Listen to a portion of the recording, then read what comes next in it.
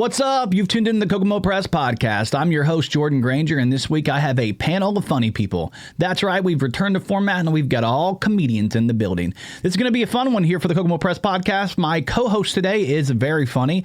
His name is Jordan Bell, a.k.a. Hypocrisy Jones. He's in the building, fresh from the In Your House podcast. And my two guests this week, neither have ever been on the show, but I'm very excited to bring them to you. If you've been out to our open mic, you know them. First up, we've got Kokomo native and a good buddy of mine, Michael Howard. If you've been out to our comedy show, you've probably heard some of his hilarious tales. And then our other comic is out of Lafayette, Indiana. He's a very funny guy. We really enjoy having him. He comes through a lot to our open mic. Ladies and gentlemen, get up for the very funny Brandon Stetler. We had a comedic blast talking about so much, but before I get into that, make sure you like, subscribe, hit that notification bell, do all the things that help us be seen, because when you do that, then, more people see us and we get bigger, and I just appreciate you when you do that. So thank you. Thanks for doing that. But this week we had a very fun panel, and the panel, let me just say, we talked about so much today. We talked about some police brutality stuff that happened locally. It's a very crazy story. We talked about how the guy from Girls Gone Wild got beat up and all the things he went through. We talked a little bit about Bam's Warped Tour and how it's coming back, but not really like a tour. It's more like a fest. We talked a little bit about the new Anthony Jeselnik and how he's going to have a new special coming out on Netflix in November. It's going to be exciting to talk about. We talked about like how to write jokes. We talked about sexuality. We talked about gender. We talked about race. We talked about all the things that get you in trouble and how to really talk about them on stage and not get caught up. So this was a very fun episode, and I really hope you enjoyed this episode with myself, Jordan Grainger, Hypocrisy Jones, Michael Howard, and Brandon Stetler on this week's episode of the Kokomo Press Podcast, baby. Oh, woo!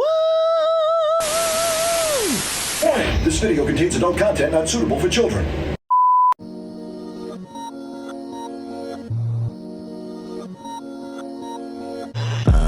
Doing some pleasurable service to me, believe it or not. That's what that gulp was. That's what the gulp.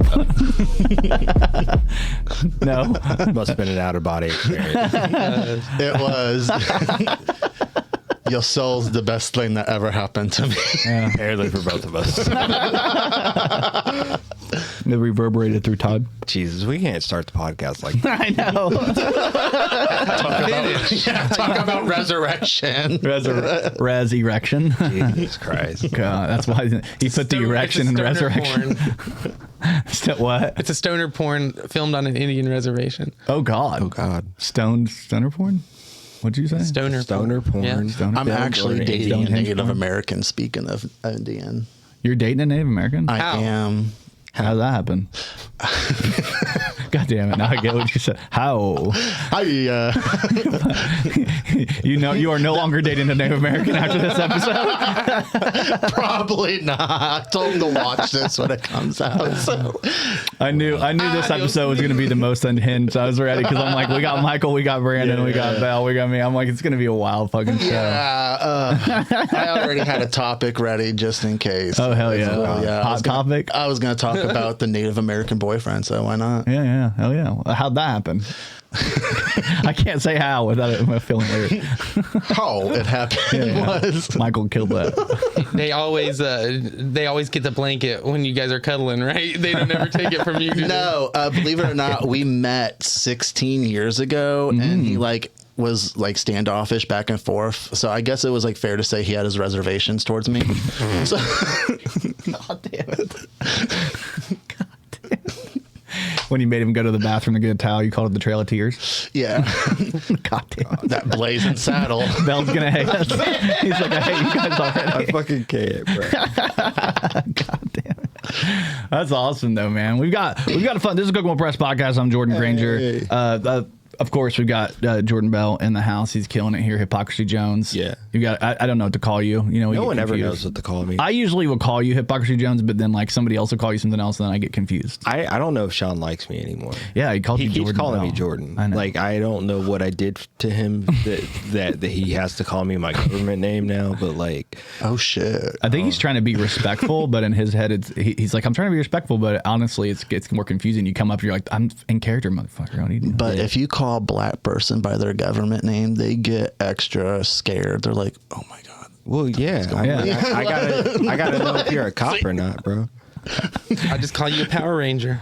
Anyway, over here, let me introduce my guest real quick. Ladies and gentlemen, stand-up comedians tonight. I got two awesome stand-up comedians people. If you've been out to the Kokomo Press open mic, you've definitely seen them there. If you were at Harvest Fest, you saw both of them there. Ladies and gentlemen, in my gray chair, Michael Howard from Kokomo. There. And in my green chair, I've got Brandon Stetler out of Lafayette. Ladies and gentlemen. Yeah. I don't know what I'm doing. There we go. The clock. That was the in studio. You guys can't see him, but the studio audience. It's nice to see you all today. Nice to see you. Hi, y'all. Big How are Brother's y'all? watching. Hell yeah, dude. Yeah. Everywhere you look. This is our view. So if you look up there, that's our view of what people are seeing. So if you see it change, that means that the people are seeing something else. All right. Yeah. Yeah, we're running the show. Anyway, we this is fun. I mean, we're gonna be talking comedy. We're gonna be goofing off. We're gonna be talking about our reservations that we all have. Indeed. Ready. That we have. He's not ready. Bell's doing podcast hopping. He just hopped from a different show. Now he's on this one. Yeah, it's normal. It's normal. I always come from in your house to Kokomo Press. So I got to remember what we're talking about. I know, right? He's like, let me talk about what's going on in the wrestling thing. Yeah. Which I know Michael We'll would. talk wrestling. He's down. Fuck yeah, bro. I'm down for gay shit, so I guess we're gonna talk about it. There we go. Nice. Michael, right above you, just had two guys Eiffel Tower you. I know. I know. Every time. Wouldn't be the Like- first time. I'm hard. I'm hard. Figures. Dude, we gotta talk about it. I'm just gonna bring it up. You're supposed to be at the mic this last week. What happened? He messaged me later on. He's like, "My bad, bro." I'm gonna be completely transparent. I'm a transparent. Sorry, go I ahead. bet you got bomb pussy, don't you? Yeah, not that kind of transparent. Oh, okay. What happened? You just Sorry, I ended missed up that. oversleeping. I've heard that lately. No, so here's the God's honest truth. I smoked a lot of weed, and I was watching Club Shay Shay, the Monique episode, Okay. and I passed the fuck out, and I woke up at like 8:45, and I overslept. was I like, knew it. shit. That's hilarious because like I had my band Grey Garden. We meet on Mondays, and last week we got together and we're like the week before 2 people couldn't be there, but we showed up and we talked. And then the week after we show up and we're like waiting on one guy, and then finally at like 7, our practice is from 6 to 8. At like 7:30, 7:45, he's like, I overslept. And we're like, so I'm so used to hearing that. What the fuck, dude, Mike? Everybody's messing. Well, I can't speak for them, but mine was legitimate. Yeah, I just smoke a lot of weed. Cancer's real, yo. I'm trying to get rid of that shit. Yeah, you talked about that on stage a little bit. You got testicular cancer. I do. Yeah, You're the Lance Armstrong of comedy. Huh? Yeah, You're the Lance Armstrong of comedy right now. Yeah, but the difference is mine's real. yeah. But you're still a rider. I'm just kidding. Yeah. I don't ride. They ride. Oh, You catch my drift. Oh, all right, okay. TB Jack. We got a Tokyo TOP in here. He said I'm on top. Yeah, I'm top rough Nothing rider. can stop me. I'm all the way Rest up. in peace, I'm all the way DMX. Rest in peace, DMX. Yeah. Yeah. And Michael, dude, you were here. You came last week, right? You had a good time. Yeah, except for that fucking douchebag with the guitar, with the worse hairline than me. So fucked up all night. They're throwing ketchup from the sky. That was a wild situation. I felt Oh, I bad hated for him that because he guy. really did get hit by ketchup. Like I mean, saw it. Like I didn't see him get Probably hit. deserved it. That part. Karma just comes for Yeah. He was Somebody very got Naomi belligerent. Campbell at the fucking open Oh, mic. dude, you missed it, dude. It was crazy. So Michael Man, got I the need to brunt stop. of it. On Thursdays, I'm just gonna not smoke weed, Just come out and then seems smoke horrible. weed. and then I'll smoke once. Yeah. No, it'll make you want to smoke. that motherfucker comes back. Oh, He showed up with a guitar, which was my first indication it was going to be a weird night because I saw a guy walking a guitar and I clocked him and I think I was standing with Brian and he was like, what? And I'm like, there's a dude with the guitar. Maybe it was you. I can't remember who. Yeah, it was but I not with me. somebody. I was like, there's the guy with the guitar. I met him in the alley. It's like, I hope. look like Different Gallagher. story. Dude, did he say some racist This shit? was some hot shit. Not to me. Yeah, you were gone already? So what had happened was, which I'll let you finish off. Yeah, I'm sorry. I wasn't out there. You overslept. I wasn't out there. Let's start. So you apparently clocked him inside the bar with Yeah. the guitar. I went outside, was smoking, doing my thing with the group. Yeah, he yeah. was out there and he instantly was just like, hey, what drugs do you do? Because apparently I look like I do them all. Some. Some is legitimate, but Yeah. like not all of them. And he was just like, hey, you do GHB? Because I'm on GHB and shrooms right now. And I'm like, nah, Like No. I do shrooms every now and then. Like, give me a couple caps and stems, I got you. But like, woo. If you watch this podcast, you know that. Yeah. We've done this before. Welcome to Coke. So he came up to you asking about like drugs, and then Yeah, and then he was making the vibe all weird. So like I lied and said that you look stressed, and me and Courtney ran inside. And then I can't remember. I was in there with somebody else afterwards and left poor Matt out there, Matt and Kibbles. And then I see Kibbles ride off on his bike. And we're like, no. what did he say to you though? Because I know there was some I mean, I can't remember what we were talking about, and he just yelled, "Faggot!" And Out I'm of like, nowhere. what? Like, just out, yeah. I don't even know, like, to what? To like the person that somebody was talking about that had nothing Brandon, to do what are you with gonna it. say? Yeah, Brandon was I was there. gonna It say, was very believe it or not, weird. that's my safe word. It's very weird. Faggot. And then, Oh like- man, do we get 5 minutes and in then or he not? just kept asking everybody, "What's your favorite punk band? What's your favorite punk band?" Yeah. And then we were talking, So I saw that. I was there up there for that. and then he part. wouldn't tell us his favorite punk band. Like for like 15 minutes, it felt like we were trying. Like, what's your? Yeah, if I show you mine, you got to show me yours. Oh I listen to Sublime and Nirvana. I know it's cliche. I know. And then he gets on stage and does shit that's fucking on TikTok. Yeah, that he fucking stole a Steve song. Buscemi That's eyes a and me. stole Like, I'm song. like, you are like you're was a feel weird like vibe. it's like Mrs. Maisel's husband at the beginning of the fucking Yeah, series with yeah. the Abe Lincoln joke. Exactly, like I'm like, stealing I it. was not feeling him all night. And I kept telling him to shut the fuck up, and he kept slamming his drinks on the table. Because he was right by you guys. Oh He was yeah, sitting he's by a you piece guys. of shit. Oh my god, I Dude, hated it was that rough. guy. He came in fucked up. Like I thought he was drunk. Apparently, he was on shrooms and GHB. Oh, he was I drunk too because he kept drinking and drinking. I forgot he was telling us his name, right? And he was like, "My name's Codeine," and like everybody was like, "Well, what are your parents' names?" And my question to him was what drugs did your parents do? Percocet. Yeah, what did they do? Yeah, and apparently his parents are straight edge, Oh, so okay. like, which is weird. Yeah. But like.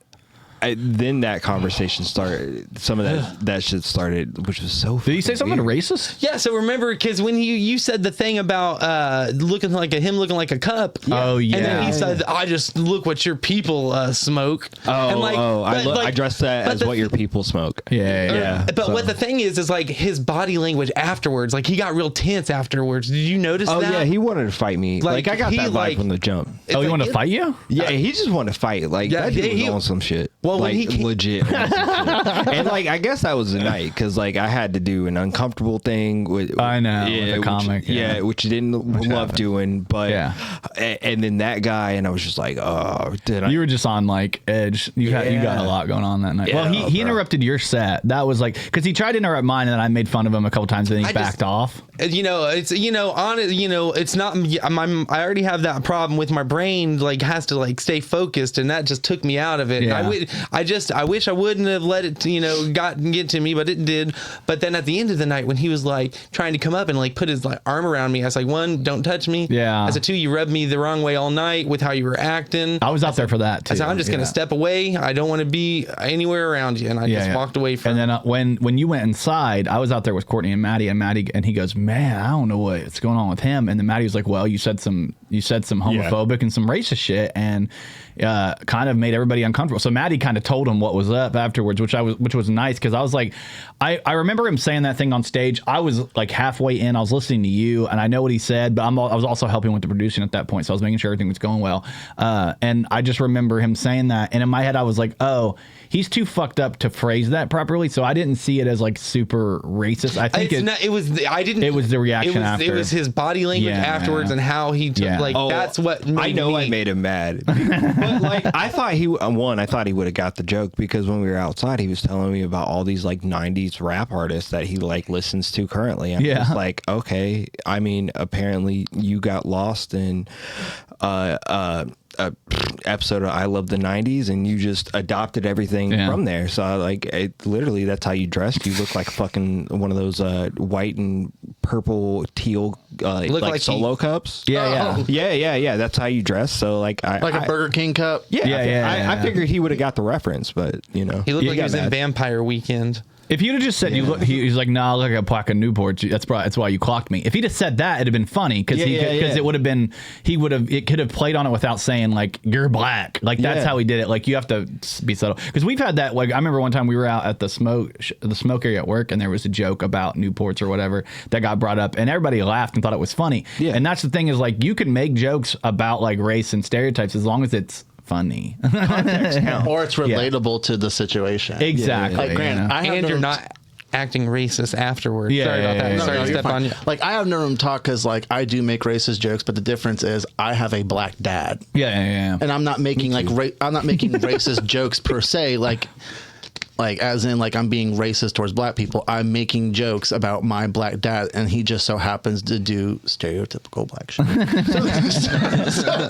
So, like this, I love that you're here because we have kind of similar comedy styles that from that way I can tell, or from what I've seen, because you tell a lot about your life and you lean into uncomfortable things. Yeah. And I try to. Let's be honest. I think all three of you guys kind of do that. I mean, Michael very much does so as well. I've been trying to like tell other stories and stuff because I think I don't know, I'm a good storyteller. But before he derailed you last week, I really liked what you were doing. Yeah. So let me just say that I know that sucks for you, and I've had it happen where I had that guy that like completely fucked me up in the front row that 1 week. Jesus Christ. And I can understand, even if you're like a veteran on stage, like you've been doing comedy for, I mean, both of you guys have been doing it for like 10 plus years, right? Well, I did it for like a couple years back in 09 and 10, and then I just started again. Yeah, and you've been doing it this year. I started June of 2009. Yeah, at Crackers Comedy Club back in the day when you had to bring 5 people to the open mic. Jesus.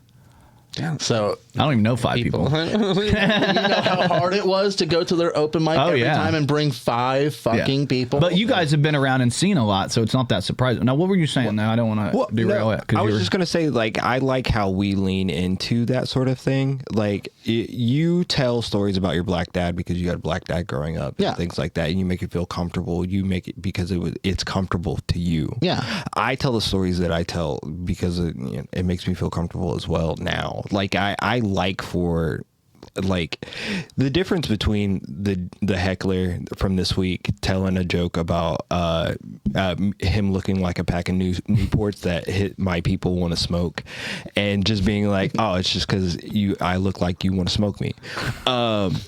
It definitely comes across different. I definitely want to break off one of your dreads to see if I can get high off it. I'm not gonna lie. Well, they're expensive. This is Kush. Yeah. Kush, we get you. I think you're hitting on a really important point that I always say all the time. Like if you want to say something, a lot of times people will come to an open mic, they've never done comedy or they're very new at it, and their idea of I'm going to be controversial, I'm going to say something that's like about race or say something about like LGBT or anything, and they'll go up there and they'll say something and it'll fall onto flat. And the reason why is the same thing that you just nailed on, because they really don't have that. They didn't live it. Yeah, they're just coming up. It's half baked, which I mean I know it's half baked, and then on top of it, you're full baked. Half baked, but it's like one of those things where it's like you have to earn those jokes. You have to like it has to be something that like is written well. It has to be something that really happened to you. And like to me, if you come up and make up a racist joke, like it's not going to feel natural unless it's part of your personality and you feel like it. So like a good example, like Jacob Allen will come up, which he's a newer comic. He's going to be on our showcases. If you guys have not heard of it, come out and check that out. Monster Mashup. It's going to be. I don't know why this is all fucked up. It always wants to get fucked up when I'm doing things. Monster Mashup. We've got some great comics there. Some people that you'll see from a lot of people from Kokomo. We've got a couple from like Indy in the area, like there, KG Weaver. Oh, and Larry's the producer. Man, that guy's awesome. Yeah, Cole Peterson. So we're gonna have fun. But Jacob Allen, who's very new at comedy, but like he always says some shit that I'm like, fuck. Like, why would you say that? Like, because it's very like, but it's across the board, and he does it every time. Yeah. So they're just horrible thoughts that he has that he tries to make into jokes. Right. I get that because in my head I'm like, this is who he is. Sometimes people go up and you can tell it's inauthentic to them. There's nothing about it that's part of them. They just said it because they thought, oh, this was going to get a groan and a laugh, and people want to hear racism. Like a good example would be like if you watch Kill Tony and you watch somebody come up and do like blatantly racist jokes, you're like, You didn't earn that. It's not Right. good. It's not your life. It's not authentic. To me, I think like what makes everything you guys talk about, which can be very controversial things, that's really true. Like you guys really do hit in things. I mean, your MS story, your story with your mom and your turtle, which is crazy. Stuff that you've had to deal with your dad and stuff, and just like growing up, being black in general. Like those things can be very tough conversations to have, that if you were in therapy having the conversation, it'd be a different tone. But because they're authentic to you guys, you can flip them and make them funny. And I think it actually helps. You had a really good joke. I don't know if you want to tell it a little bit about the therapy thing. Oh yeah, how I used to say that like podcasting was my therapy. Now don't get me wrong, I've been to therapy. Like I've been to a lot of different therapists and shit like that throughout my life. Like I remember like being 6 years old and going to therapy, like vividly. I had a dude named Dr. Joe, talked to for a long time, and then also seen other therapists throughout my life. But then when I found like entertainment and different like hobbies and things like that, like I was like, oh, this is my therapy. So whether it's podcasting or like wrestling or now like stand-up comedian, what I figured out is that maybe I just really need therapy. I was wondering when you're gonna get. I was like, he's coming to it to a different way. So you probably been fucking with that bit. But I think it's a funny bit to be like, wrestling was my therapy, podcasting was my therapy, now comedy's my therapy. You know what? Maybe I should just do therapy. Yeah. It's so funny when he said it on stage. His wife was like, "Woo!" and I was like, "Shut up! No, this is his therapy now." Yeah. It's great though. But I think that's kind of. I mean, do you guys have the same perspective when it comes to like comedy? Does it like kind of help you get it out in a way, like in a positive way? Like, because negative things happen. You got to get them out somehow. Well, it's corny as fuck, believe it or not. I actually carry this little thing in my wallet, and it's this card that says, God will give you serenity for the things you can control, not for the things you can't. Yeah. So I just take everything that I can't control from my life that like totally fucked up happened to me. But what I can control is my outlook on it. Yeah. And I take control of it by making a joke of it. Yeah. So that person don't have power over me or it anymore. I took the power. It's mine now. That's important. So fuck you. I feel the same way. Oh, you got. I'm not trying to get you really excited, but I carry that with me too. You can't see it very well. I can stand up. There you go. He's got the serenity. Yeah.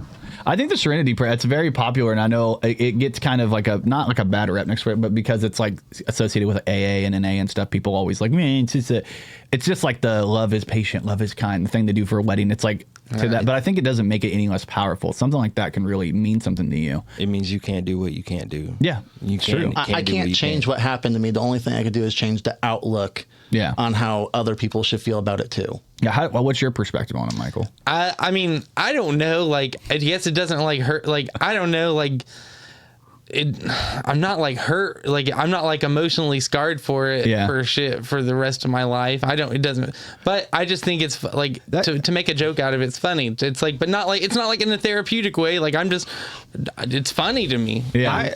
I get that. I'm not emotionally scarred by like every white person that I see in life. I just know that I've been in some weird fucking instances where like white people were weird for no reason, and I think it's funny now. Oh yeah, I've had some weird experiences in Chicago with all kinds of people. Especially looking back now, like in my bit, I talk a little bit like about like Taylor High School and going to Taylor High School, and I don't know if you know too much about Taylor High School, but there's I had a friend that went there. Okay. Me being his name Jordan Bell. No. Her name was Phoenix. Okay. Oh, okay. Cool. Me being one of the only minorities there at that time. Now it's different. Yeah. There's lots of black kids there, but during that time, things were a lot different. People joke now, they're like, "You're the whitest black dude I know," and like, look, I can't help it. I've just been around a lot of white people. Yeah. But they've also told me how black I am, so I know that I'm never white, right? Like I'm never the white. It's a unique perspective. Yeah, for real. So like, these are things that like, although it doesn't emotionally scar me anymore, that I went through the halls of that school and they'd be like, "Hey, there's that nigga." And I find it funny now that like there was an English teacher that really wanted that claim and wanted that title. And like, I find it hilarious. Could have fought you for it. Yeah. He probably would have been a little too handsy though. That nigga could have paid me for it. I would call him every day. Bro, apparently he had the money. Yeah. I mean, in Catholic Church, it's one of those things. Man. It's an institution for a reason. I mean, I like what you say, because I think in your head, I think for you, you're like, I don't really think of it as like a therapeutic thing, but I think it kind of goes to what you said, which is you kind of take the power away from it when you talk about it, because I think a lot of things that happened to you when you were a kid, or things that happened to you in your life that like you were powerless in the situation, like these things, like even like in the racism and everything, you felt it's a very powerless situation that you get stuck in, or like any type of discrimination that you feel, it's a very powerless situation. And I think going on stage and giving it a name and then making people laugh at your pain is where you take the power back from anything that happened, whether it's like conscious or not. Because like, I mean, anytime you talk about something like going on stage and talking about, like you said, white people are weird. You're absolutely right. We are definitely. We're definitely weird. I think I definitely think, all lives matter. I mean, all people are weird. Dad. Yeah, right. But I mean, I have stories about people saying racist shit to me, dude. They just come up and they act like it's okay, and I'm like, I can't imagine the shit that you've had to hear compared to like the minute few things that have happened to me. Like, and I say few, but I mean this year that have happened to me. That I'm like, it's so fucking bizarre. Maybe we should make that shirt. Yeah. Next KP shirt is white people are weird. Well, it'll be a February exclusive. Yeah, we'll put it out. Why are white people so weird? Nah, be great. White people are weird. I'm just gonna picture you looking like this, like fucking white people are weird. And then on the back, you just have like a custom your own answer for an extra $5. Yeah. I can't wait till you see my shirt at Be Here Now. Oh yeah, this week you are going to die. Oh yeah, you got it. You got an idea. Oh, we do have a show. Let's bring that up. I know I can probably bring that. I've already brought the other one up, but we do have a show at Be Here Now in Muncie, Indiana. That's 505 North Dale Street, Muncie, Indiana, 47303. We've got some great comedians there. Alexis, who's from the area, Cole, who has ties there, Kyle Roth, who's from the area, and then myself, Brian, Hypocrisy Jones, and from Indianapolis. We're not going to get too deep into him, but headliner Patrick Murray. No, you're fine. Brian loves that dude. I'm gonna be honest. Brian's a huge fan, and we had him at one of our showcases. I'm a fan of Patrick Murray too. He's very funny guy. Stoner, gigantic dude, man. Yeah. It's fucking, oh yeah, he reminds me of he's scary as fuck. Like, I thought I was tall. Oh my god. Yeah, did you ever get worried when you're around people who... His pronouns are for sure ooga, ooga, ooga, chaka, like, for real. Like, yeah, you're big. I always forget how big you are, and then I get around you, I'm 6'3", and he's at least 2 inches taller than me. Yeah. I mean... Like, it's hard to look up to a motherfucker these days, but to Patrick Murray, there's like literally no choice for me. I have to... Oh, dude, I'm 5'7", so I'm like, what the fuck? To everybody. I look up to Hagrid, and not just because I have to. I'm excited. He was very funny when he came. He was on shrooms when he came to our show at the record store, and he was like, him and the other comedian that he came with were both fucked up.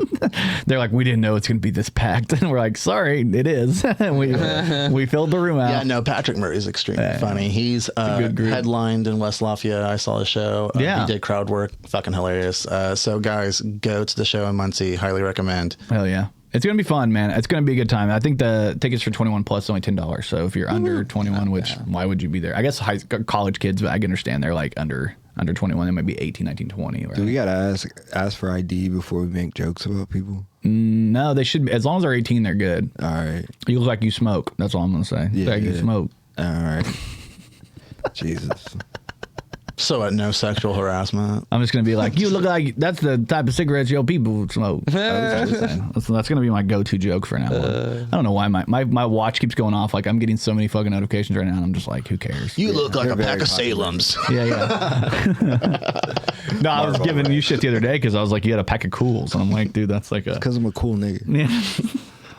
That's because it's cheaper than Newport. That one.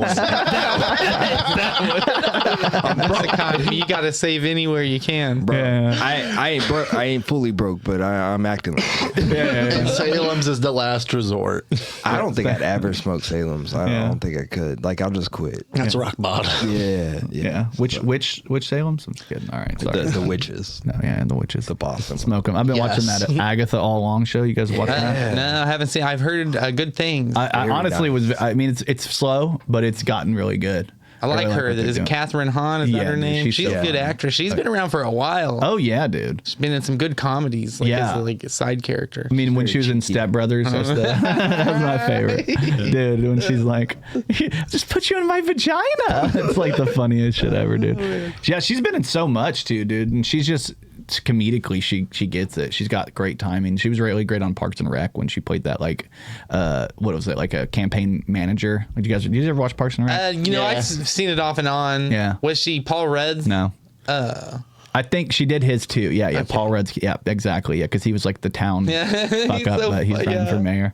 Oh my god, that show had some great actors in it. Like, that's the thing about those ensemble casts, is they can bring people in for like a couple episodes and just fucking kill it, or just people that weren't really shit and now they're like everything. Like Chris Pratt was not shit. He was just some fat motherfucker fucking Anna Faris. I'm like, let's just be real. He was just some fat fuck fucking Anna Faris. And then, like, she loved him at his worst. And then he fucking got all like, I can do bad all by myself, and looked all chiseled and shit. I think they just changed. I think that happens, and I think it's not that crazy for like. I know you're gonna. I know where you're going, but like, I think eventually, like, if you like start as like a fat guy who's just goofy, and then you end up like getting into shape, and you really like that lifestyle, and you get into church, and then you get in, and your fiance or wife or whoever is not doing the same things as you. I think it's easy to break up, and I think that sometimes because when you're not the same person, that's what I'm saying. He became somebody else. Like he moved forward where he thought he wanted to go. She was where they were at, and then they ended up, because that happened with like Dax Shepard and his wife, Kristen Bell. Didn't they split up? Are they still together? They're still together. No, I think they split up. Are you sure? I'm pretty sure. Do Carfax. I thought they were together. Dax Shepard. Yeah, they're great. Yeah. Oh man. Maybe Kristen Bell's with somebody else. Maybe I'm thinking of somebody else. No. No, it's Kristen Bell. Yeah. They're all hilarious. I thought they were together. So he was just on a podcast and he was talking about a different lady, I thought. I'm looking it up. What is it? Carvana commercials together. She's always like, hold. I know that's random and no one watches. I've seen them. Oh, I know. Yeah. No, I guess they are. Fuck me, dude. I have a bit about like why I love commercials, but I like that. Had it not got over I want to hear more of that one. God damn it. Who was he talking about? He was talking about, okay, so he went on Flagrant, and I don't really watch Flagrant too much, but I had put on, it had popped up because there was like a clip where they were talking about the Donald Trump, because they had Donald Trump on Flagrant, and I was like, it's a very interesting show for him to be on. And so I was listening to them recapping it, because I was like, I don't want to watch that whole episode. Yeah. Listen to Donald Trump basically just do a soliloquy about everything. It just drives me fucking crazy.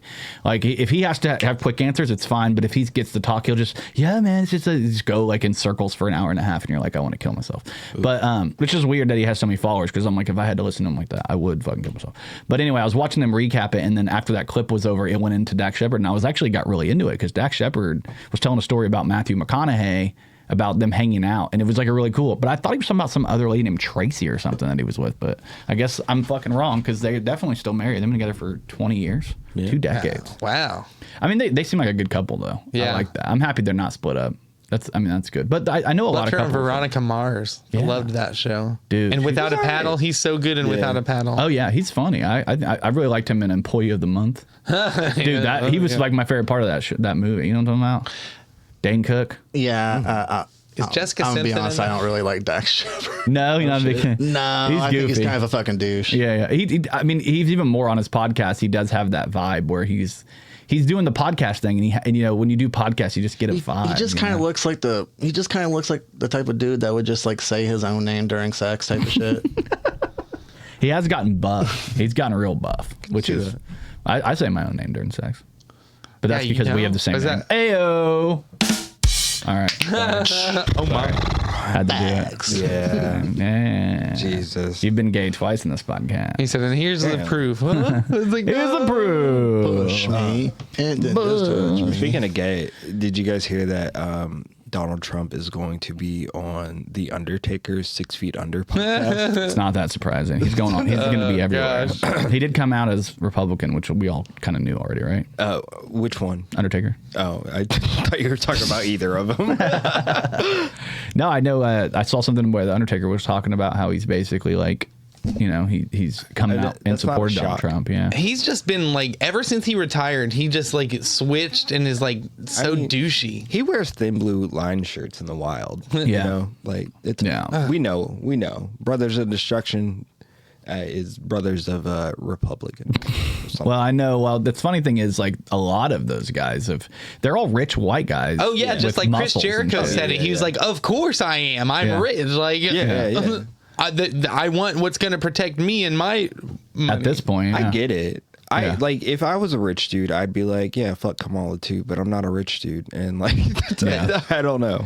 The thing is, Rich Hollywood, you could still be a Kamala fan. You can, but apparently you got to be uber brainwashed for that. Yeah, she definitely got the wrestling crowd. Are you a Kamala fan? Me, the Ugandan Giant. Of course, people hear Kamala, they're just thinking about Kamala. Who?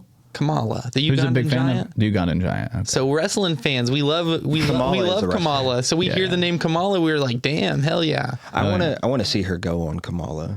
Kamala and Kamala? Yeah. What if she dressed up like Kamala for Halloween this year? That'd be crazy. The whole entire time. Had her husband dressed up like I know, dude. Koalas? They're doing wrestling things, and I'm like, no. Koala bears, don't hug Kama would come? Oh man, I tell you one. You know what? I'm gonna say it. So me and Brian, we went to the Squared Circle Expo. Yeah. We were like, "What's that smell? Oh, the strongest weed smell." They were at a wrestling expo. There's no pussy at all. Exactly. The women were there, but they didn't want to be there. I was like, "There's a reason sometimes the women wrestlers charge more than the men. It's because they know they're gonna have to deal with some creepy motherfuckers." Oh yeah, dude. Gross.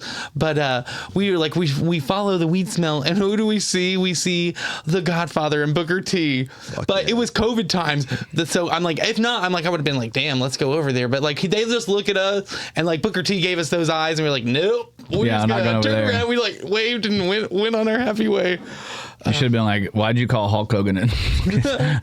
No, you go to a lot of those cons, right? Oh, yeah, I love the wrestling ones. The Squared Circle Expo. Well, I know you've been to a couple others, but this one was actually a story from one of the cons. So the boy star, the girl who played the right winger, I can't remember her fucking name right now. I had it on here before, but it got deleted. But she was pleading with fans to respect her boundaries after deeply uncomfortable interaction at convention. Apparently, like, if you guys have seen The Boys, she does a scene where she breastfeeds the Homelander, and I guess people were coming up like trying to like, can we breastfeed off of you? Like, being goofy and at a con, and I'm like, I think it doesn't matter if it's wrestling or whatever con, Comic-Con, any of these, like, you're probably going to get the creepiest dude saying the weirdest shit. Oh yeah, and then I mean, there are some of the people that they like, they'll dive into it. It's like, oh fuck yeah, but we'll charge you a little more for it. Yeah. But like, I was in line, a guy grabbed Danielle Harris's ass while he was getting the picture with her, and like ran away and was like, yeah, I did it, like not even thinking how uncomfortable it would have made her feel. Yeah. Oh god. And just like, or how I like felt sexual bad assaulty for her. it is. Like, I know, thinking that it's okay just because it's somebody you watched on TV. Yeah, who's Danielle Harris? I don't know that. Danielle, she was the little girl from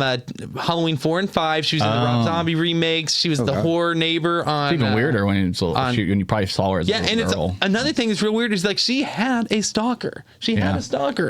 And when he was a real stalker, because when he got out, he started stalking her again. Oh shit! Like, that's how you know they're real. If they he's committed to the bit. So I just like feel bad, like that people just feel like that they can do that to celebrities. Like it makes it like uncomfortable for the real fans. Yeah. This feels like a really good time to plug KokomoPress.shop and a Consent Matters shirt. Yeah, we do have a Consent Matters shirt. If you guys want to go get it, it's right up here on the.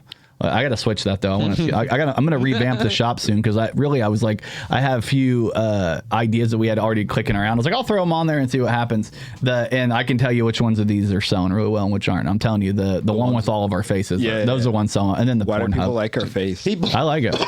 I look for that in a band T-shirt. Yeah. Like I loved, like bands don't do it as much anymore. Like I want the band. Yeah. I feel like it's because everybody switches members these days. I don't know. That's a pretty fucking cool shirt. Oh yeah, I had to wear it for the spooky season Bayside. I like it. Yeah. They just announced 25th anniversary, 2 nights in each city that they're visiting, 2 completely Do you think they're different going to come to Indy, or they're just going to go to Chicago? as much Detroit. like every time I meet them, I'm like, don't forget to come back to Indy. Don't forget to come back I know. to Indy. They only But come back every like 5 or 6 years. I don't think the draw's there for them to do 2 nights in Indianapolis unless they do the deluxe and like have like a big band opening and then like a strong like opener, like a mid band and an opener. I like what they did last time, because they let bands in the city that they went to like kind of do a battle of the bands to see who wins. Oh yeah. And I would have loved to have done that. We weren't fully formed yet, Grey Garden, but I think we could really mesh well with them. Oh yeah, definitely. Really good. We're a little heavy. They get heavy and light and kind of do that pop punky, and then they go into like some heavier shit and some breakdowns. And I think that's what we do a little bit too. So, and we all love Baseline. They're my favorite band. I've seen them 29 times. Who's your favorite band? I love Saved by the Bell. Wake up in the morning and I'll always sing that Youth of the Nation song by POD. Oh, yeah. But like, it's like, I'll say, what is it? The Saved by the Bell. Yeah.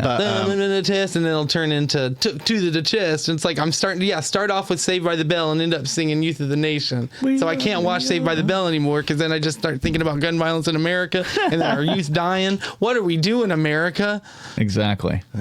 Honestly, I'd probably have to go with Weezer. Weezer's good. We almost, my band actually was talking about, we were going to do a Halloween set and we were going to do a cover of an entire band. And the first one we were going to do was Bayside, and then we were like, fuck that, it's too hard. And then the second one we were going to do is Weezer because it was a little easier. But I was excited to do that, and we did the whole show. I think it ended up falling apart or something, unfortunately. But yeah, I love Weezer, dude. What's your favorite Weezer song? I'm stereotypical. I really like that Beverly Hills song. Yeah, that's a good. I like that song. I hear a lot of people don't like it, but I like that. I like the little the little solo. I like it better than Island in the Sun. I'll tell you that much. But even that one's like hip. It's a good love making song. Yeah, dude. Fucking. Which song did you say again? The Beverly Hills song. Beverly Hills. Okay. I like Hash Pipe too. There's some good ones, dude. They have some good ones. I mean, obviously Sweater Song, Undone, and like what's the Buddy Holly. Yeah. But like Dope Nose and Keep Fishing. I mean, I also like Green Day. Yeah. I like older. Yeah, I like Green Day and Jimmy World. Like Blink 182. Fucking live. Y'all know Live. The dolphins cry, that song or whatever the fuck. Yeah, I like that shit.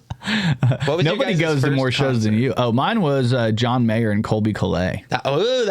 Colby Calais. She was good, wasn't she? I like Colby Calais. Gordon, your first concert? One on here. It was a Tyga concert. Tyga? Hell yeah. Because he would hang out with the lead singer from Gym Class Heroes, right? Yes. Back when he first came out. Travis McCoy? Yeah. I went to my first concert late, so this was same. I've never been to a concert. Oh, what? No? And in Lafayette, they just built a new venue, didn't they? In Lafayette. Yeah, but see, here's the thing. No, it's kind of a lie, but not really. So I was at the mall one day, high as fuck, just buying clothes like normal 16-year-old facts do. And we were just, cruising the mall, making fun of fat chicks. And all of a sudden, they were setting up this stage or whatever. I'm like, who the hell is playing?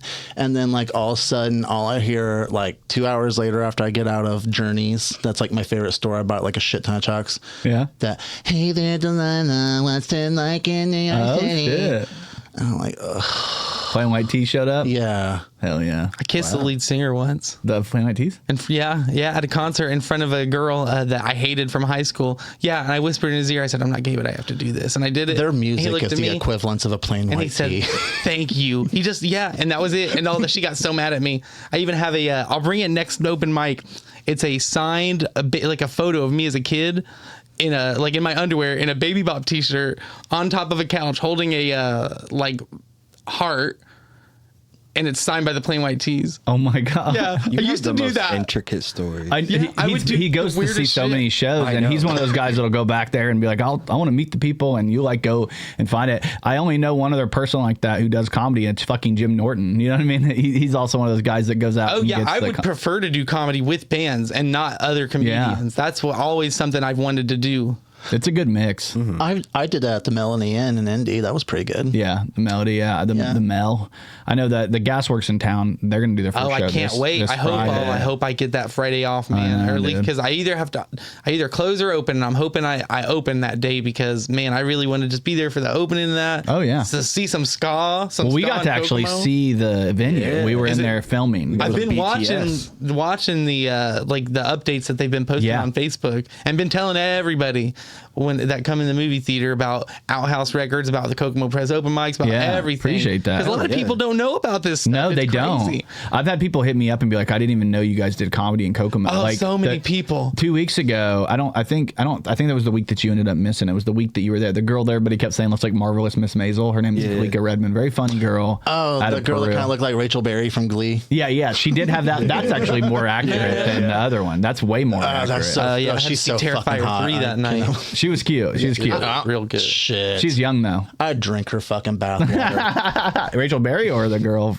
The girl at the open mic. Okay, let's not. Yes, both. I mean, yes. We'll just leave with yes. Listen, I don't have any rules on this podcast. Just don't objectify comics.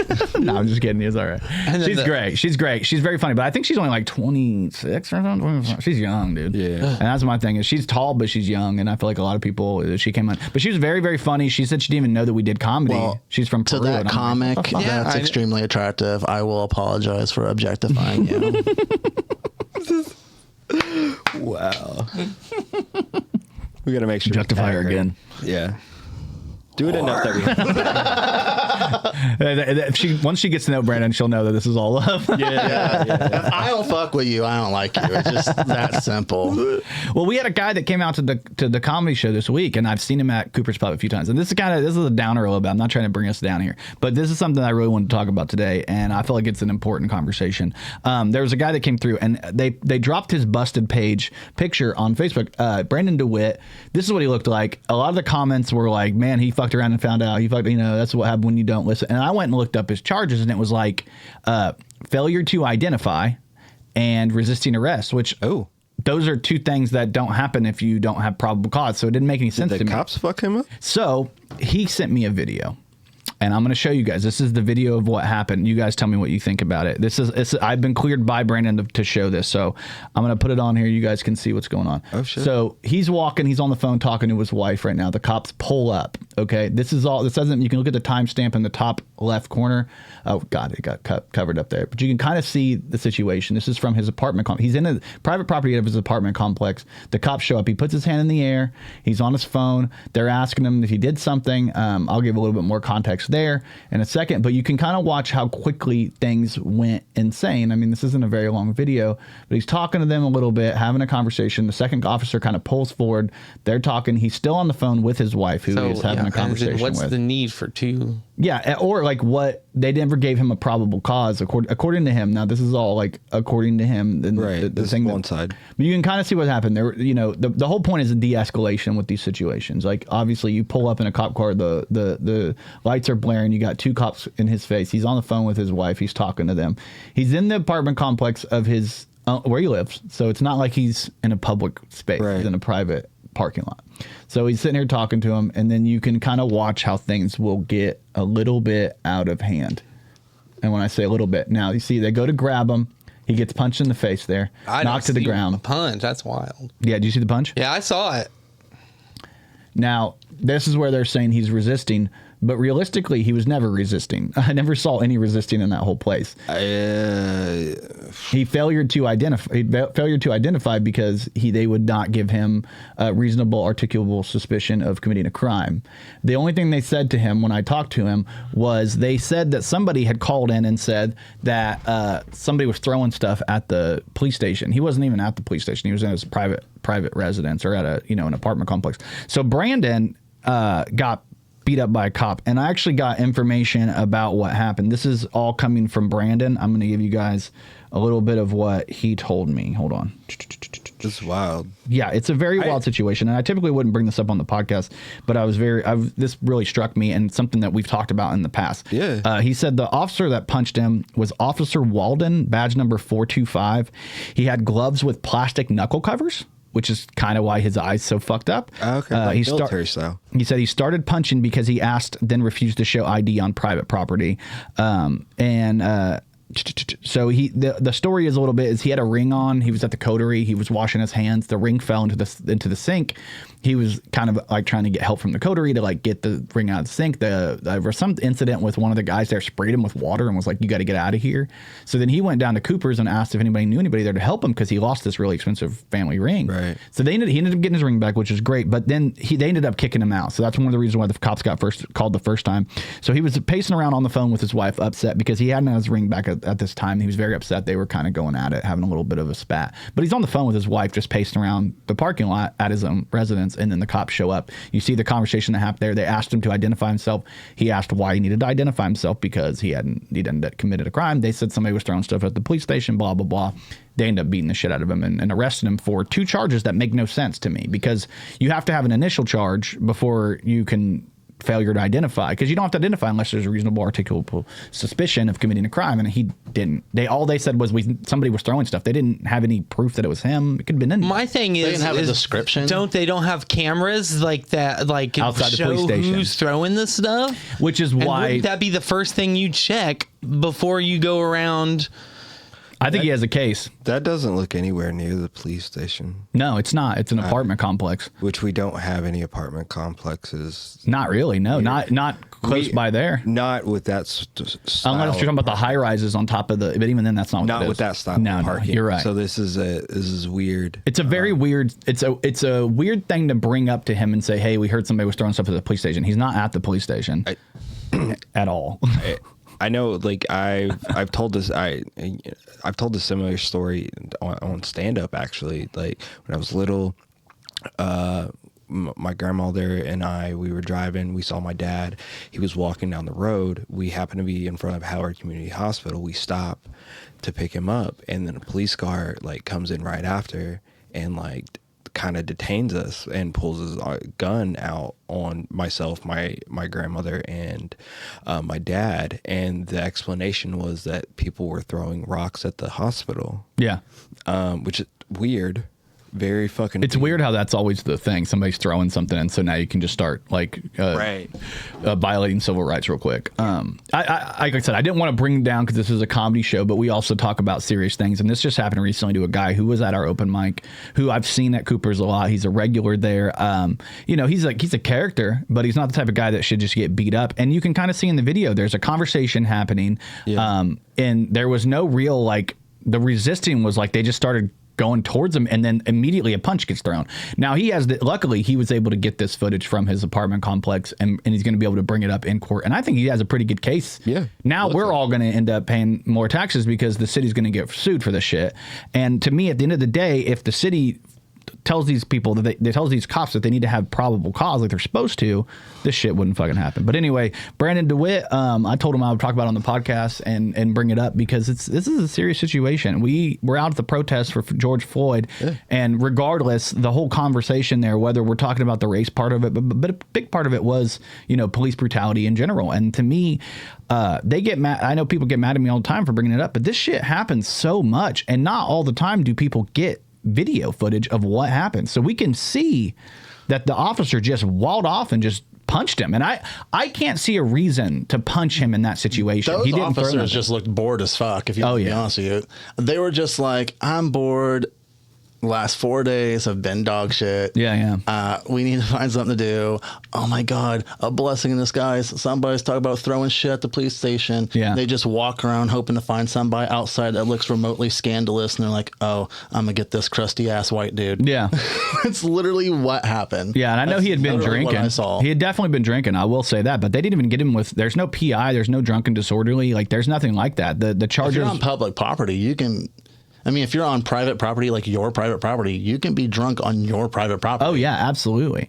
Which is even more weird because he's literally just on the phone when they pull up, and then you see both of them just go after him within, the video is 1 minute and 51 seconds, and the cops show up at about 1 minute 40, so about 11 seconds into it, and then literally within less than 2 minutes they're beating him up and got him on the ground and shit. And it's like, to me, it's just a very bizarre situation to have happen. I'm pretty sure it happened on the night of our open mic. It happened that exact night, because he was there, and then the next day I saw it. I think it was Friday morning I saw it, and I talked to him last night, Saturday night, about this, and he gave me that information. Now I'm going to say a lot of it is allegedly, because obviously I'm not a fucking lawyer, but at the end of the day, like, this is the information he gave me. Officer Walden, badge number 425, had gloves with plastic knuckle covers. I'd like to have a conversation about that. Like, why would he need gloves with plastic knuckle covers? And then his first instinct, when the guy isn't immediately receptive to him lunging at him with his arms, is to punch somebody in the face. I feel like that's a little bizarre. So hopefully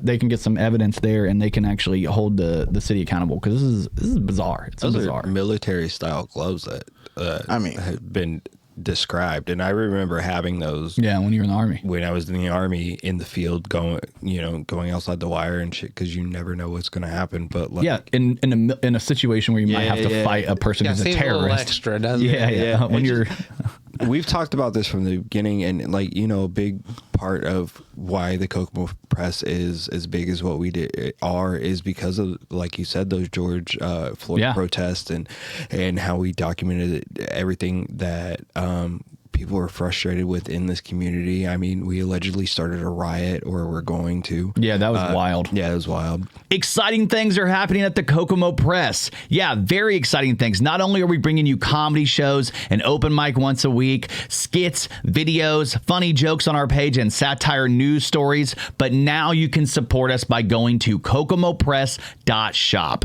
It's that simple. You go to kokomopress.shop, you find a t-shirt, you find a hat, maybe in the future some stickers and some posters. You go on there, you buy one of those from us, and percentage of the proceeds will go to us and help support what we do. We appreciate every person who just likes, subscribes, does all that. But if you go to kokomopress.shop and you buy something, we'll know who you are. You send us a photo of it, we will post it on our page and shout it out. Thank you so much. Go to kokomopress.shop, buy all your shirts and hats needs, and support the Kokomo Press. Thank you guys so much. kokomopress.shop. Yeah, it was wild. Yeah, but the police thought we had like something in the neighborhood of like 20, 25. Like, we had a SWAT team. We had a whole bunch of cars outside of our. They blocked off the major fucking road. Yeah, because they heard that there was going to be a protest downtown in Kokomo. Yeah, because during the George Floyd, it was a wild situation. We watched the cars, the cop cars mobilize outside of our Arkham Mall, which is what we were at. It's very wild. So like, we have a history with dealing with the stuff, and this is just the fact that this guy had any connection to us at all, and then watching that video, it fucking made me upset. So I was like, I need to bring it up, because shit's. It makes me upset. My thing is, Brandon, no offense to you, but that dude could literally look like he can hula hoop through a Cheerio. Yeah. And it literally took two big ass cops, like Power Ranger status looking, and like, unless he was like a monster, could like literally had special fucking powers, there's no need for two fucking cops to tackle. Like, the one cop, from the looks of it, had him just fine holding him down and shit. He could have threw him down. There was no need for that unnecessary ass cop. The punch was wild. He's no Darby Allin. Well, I saw. Let me go ahead and you guys see this one. I don't know if you guys saw this, but Joe Francis from Girls Gone Wild, claims a sixth grader tried to extort him for money in Mexico, threatening to release police photos of him and since him so jail time. So I saw this whole thing and I was like, what the hell happened to his face? Did he also have a run-in with the police in Kokomo, Indiana, or what's going on? It's kind of wild. But he got beat Francis, up. I don't know, man. He's got like the same like personality as some people in Kokomo. Honestly, I'm not surprised he got his ass beat. I mean, if you literally run a shit literally called Girls Gone Wild when you're literally objectifying young women's titties, expect it to happen. Like, you probably got your ass beat by like 6 fucking dudes, and you had all their daughters showing their titties and their booty holes, and they all had like a little pact, and they're like, let's get this motherfucker. I'm not gonna lie, Joe Francis, you should have just let the Diddy video just come out, bro. Yeah, just let it come out. We know you're the guy there, man. So Blink Twice like came out like in a perfect, like, if anybody's seen it, like, it just like, it's getting Diddy vibes, man. So I mean, that whole Diddy thing is wild. I mean, that whole conversation. It's crazy. The fact that any of this is happening is crazy. Did you guys see the shit about the guy from Bachelorette who was pretending to be trans? Did you guys see that shit? Oh, did it just? Yeah, I didn't click the link, but I saw the Former Bachelorette star claims he pretended to be transgender as a social experiment exposed how gullible and delusional the left is, apparently. So we all kind of knew it. There was a whole conversation on the internet about like, this guy's clearly faking it. He probably had a sugar daddy that made him do it for the money. He's like, if you want this money, you got to do it. Or he was a prison bitch somewhere, and he's like, you got to wear that one dress that I love so much. Fox News was hella supportive, and that's why I was weird about it. I was like, that don't seem right. Yeah, it was a very weird, because I think they just enjoyed the spectacle of it. But it was weird that he finally came out and said, "Oh, this was all bullshit." You know what I mean? I feel like everybody knew it was bullshit, and then he came out and said it was bullshit. Well, good for him. He just seems like a total bullshitter. Yeah, and stop living his lie. Yeah. He was living his maybe he was living his truth, and then he went back in the closet. You know, you ever think about that? I mean, probably. Maybe it was a humiliation ritual. Yeah, but if you're going to spend that long in the closet, you can at least find something good to wear. Yeah, he didn't have very good makeup. His makeup wasn't. I mean, he honestly doesn't look very. He doesn't look very like he knows what he's doing. Like if you're going to spend over 30 years in the closet, you have to find something good once you come out that motherfucker. Like, listen, some people can't even afford closets. Yeah, he can't afford exactly. Cupboard, He came out of the suitcase. A cabinet. I don't give a fuck. A lazy Susan, bitch. I don't care what you come out of. Like you better come out fucking on top. You can't come out looking like dog shit. Well, now if you want to come out top or bottom, it doesn't matter, right? I don't care what you. You said come out on top, but you know. I come on tops or bottoms. It doesn't matter. I believe in equality. It's my. equality. Sinner, you're a sinner. God, you sinner. I saw this too. This was interesting. Somebody posted this and was like, "This masterpiece is called The Impact of a Book," and apparently. I'm like, if you put anything under there, it's not just a book. Like, it's the impact of anything on bricks. What are you talking about? Are you finally showing what books are used for? Yeah. We keep a shelf up with a Fast and Furious cup at work. Like, yeah. It doesn't matter what it is. Fast and Furious. There's a Mason out there just. You guys are like, we're keeping the shelf up another with family. Person's trash is another person's treasure. You know exactly. Well, I know you're a pretty big fan of the Terrifier, and I saw the Terrifier movies, and I saw this. A buddy of ours named Benjamin Booker posted at me when it goes from October 31st to November 1st. I thought this was pretty apropos. You know what the Terrifier looks like in that picture? Have you ever guys seen those old ass Christmas movies? Yeah. That one dude with the fire. I'm Mr.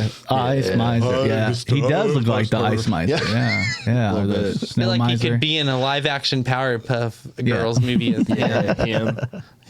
The funniest thing for me about this meme is specifically Will Ferrell in Elf. He hated that movie. Did you guys know? You guys ever hear that story? No, I didn't. He didn't want to do the film. I don't believe like apparently he hated it, thought it was going to bomb, thought it was going to be like horrible, nobody was going to like it, and ends up being but he did a night at the Roxbury. I know. Get out of here. Well, that was that was a humiliation ritual. Just kidding. No, but like he did that movie like at the height of its fame, and he was like, nobody's going to like this. This is stupid, and then ended up being this like cult classic that people to this day like every year we watch it. It's such a good fucking movie. There's lots of merch around it too. If you guys like around the holidays, if you go to Five Below, there's going to be so many things with. Oh yeah, Buddy the Elf. Yeah, it's a fucking serious thing. I think. Yeah, fuck Peter Dinklage though, dude. Dude, in that movie, trying to you wants to like do roles that for like, midgets, but then when they want to do Snow White and the Seven Dwarfs, you can't have dwarves as the dwarves. And then he takes jobs away from it. Now they have CGI dwarves. Yeah. Did you hear about that? Oh, Hornswoggle gave him he told him what was up. Yeah, so you don't want dwarves to play dwarves in Snow White and the Seven Dwarfs. Well, my thing is, he didn't mind building his career on dwarf characters, but like now that he's made it, Fat Albert and being like, I don't want any black dudes. Oh yeah, I want. It's like he wants to be the only one. Him and the dude from God damn it. You know what I'm talking about. The other guy that did all the Harry Potter roles.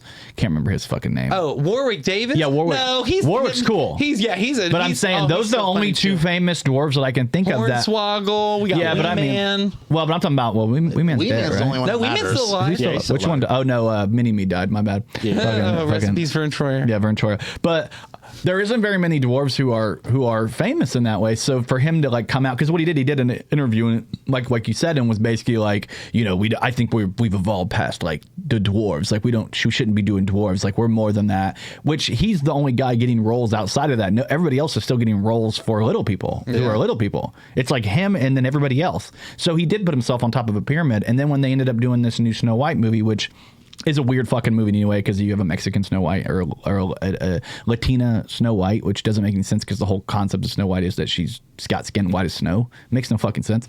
To have like a brown person playing a white, it's just fucking weird. And then they ended up hiring like a bunch of like people that look like they're from Portland to be him, and then that was controversial. So then they ended up creating like CGI dwarves. So now you've taken a role from people who have to take whatever role they can if they want to be an entertainer. And there's some good little person actors. Oh yeah, they could have killed that. They could have really given like a space for them to like thrive in it and made them good roles, but instead they turn it into CGI fucking garbage. Or if you couldn't find that many dwarves, you could have just Nutty Professored one and just made them play all seven. No, fuck that. Fuck you, Deep Roy. You hear me? You fucking sorry. I'm working in a midget rabbit hole. The motherfucker that played like 1,000 Oompa Loompas. Yeah, exactly. That's what I thought you were talking about. And then he's like cocky about it. My favorite part of this conversation is how Michael knows all their names. Yeah. Sorry. You care. Passionate. No, it's great. It's great because it's so interesting. I had a fascination with little people. Yeah. I really did. Like I watched the show Passions. Yeah. Yeah, just because there was a little person on it.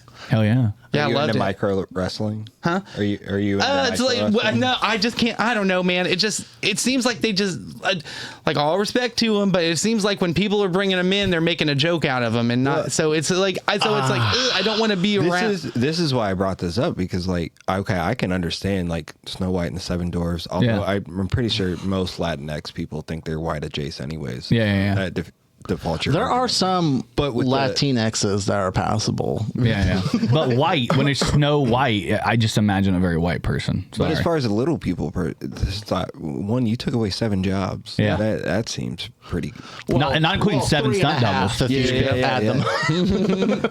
7 stunt, because they have to have their own stunt doubles. You know what I mean? I find the micro wrestling to be a little bit more cringe than anything else, because I feel like that is exploiting the. Yeah, isn't it? Oh, but it's not like watching the Lucha Libre. It's like you got Micro Man and MLW. He's like it's silly, but it's something that people can watch. Like that's what people like with wrestling. They don't want to see just like people fighting. They want to see some goofiness. Yeah. But I like Doink and Dink. I'm just saying. Oh yeah. I'm gonna be honest with you. Little people. That's one of my fears. Yeah, that's understandable.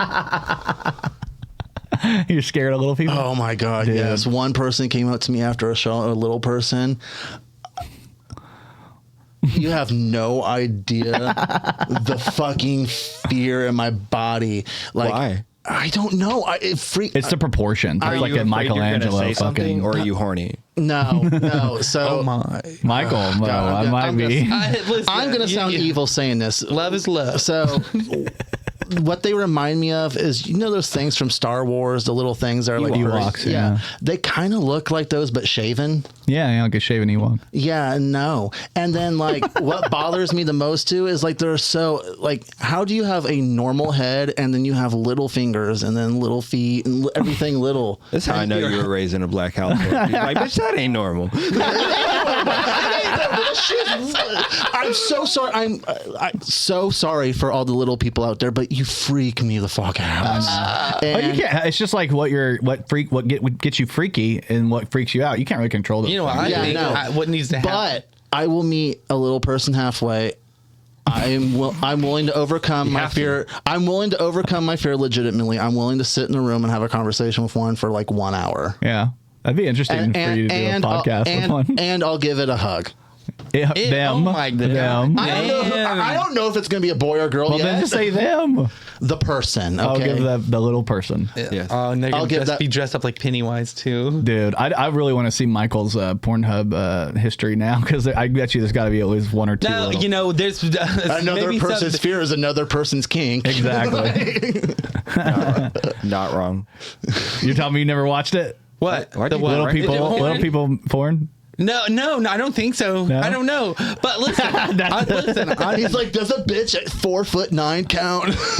I did. You know, I have dated some short girls though. Yeah. There's a guy that works at one of the local. I don't want to say specifics because I don't want to bust him or nothing. But there's a guy that works in one of the local area.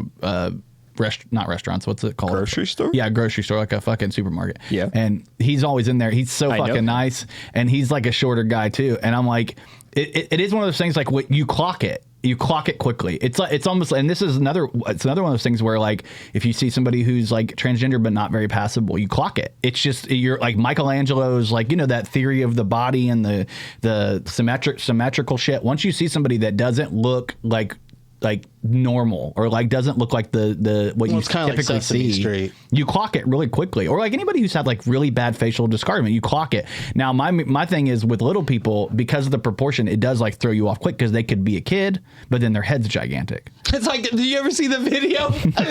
Yes, I know what you're talking on the bus, dude. That's so. You know what we're talking about, right? Yeah. Dude, hold on, that's so funny. That's a kid.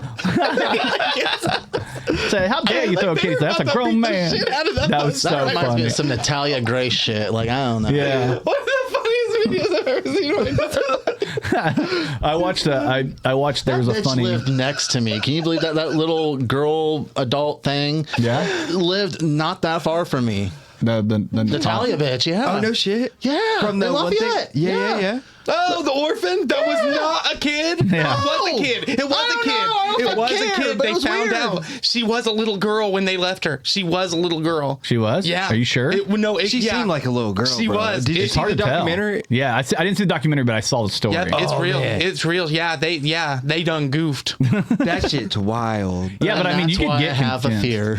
You could get convinced pretty quickly though, because there was something about that the way the girl Yeah, I feel like there's a lot of guy. She was 18. She was 18. Yeah, a lot of people convincing themselves these days, right? Well, if the parents think she's 26, so Oh no. Oh my god, dude! Kokomo, I just the town can't. of creeps.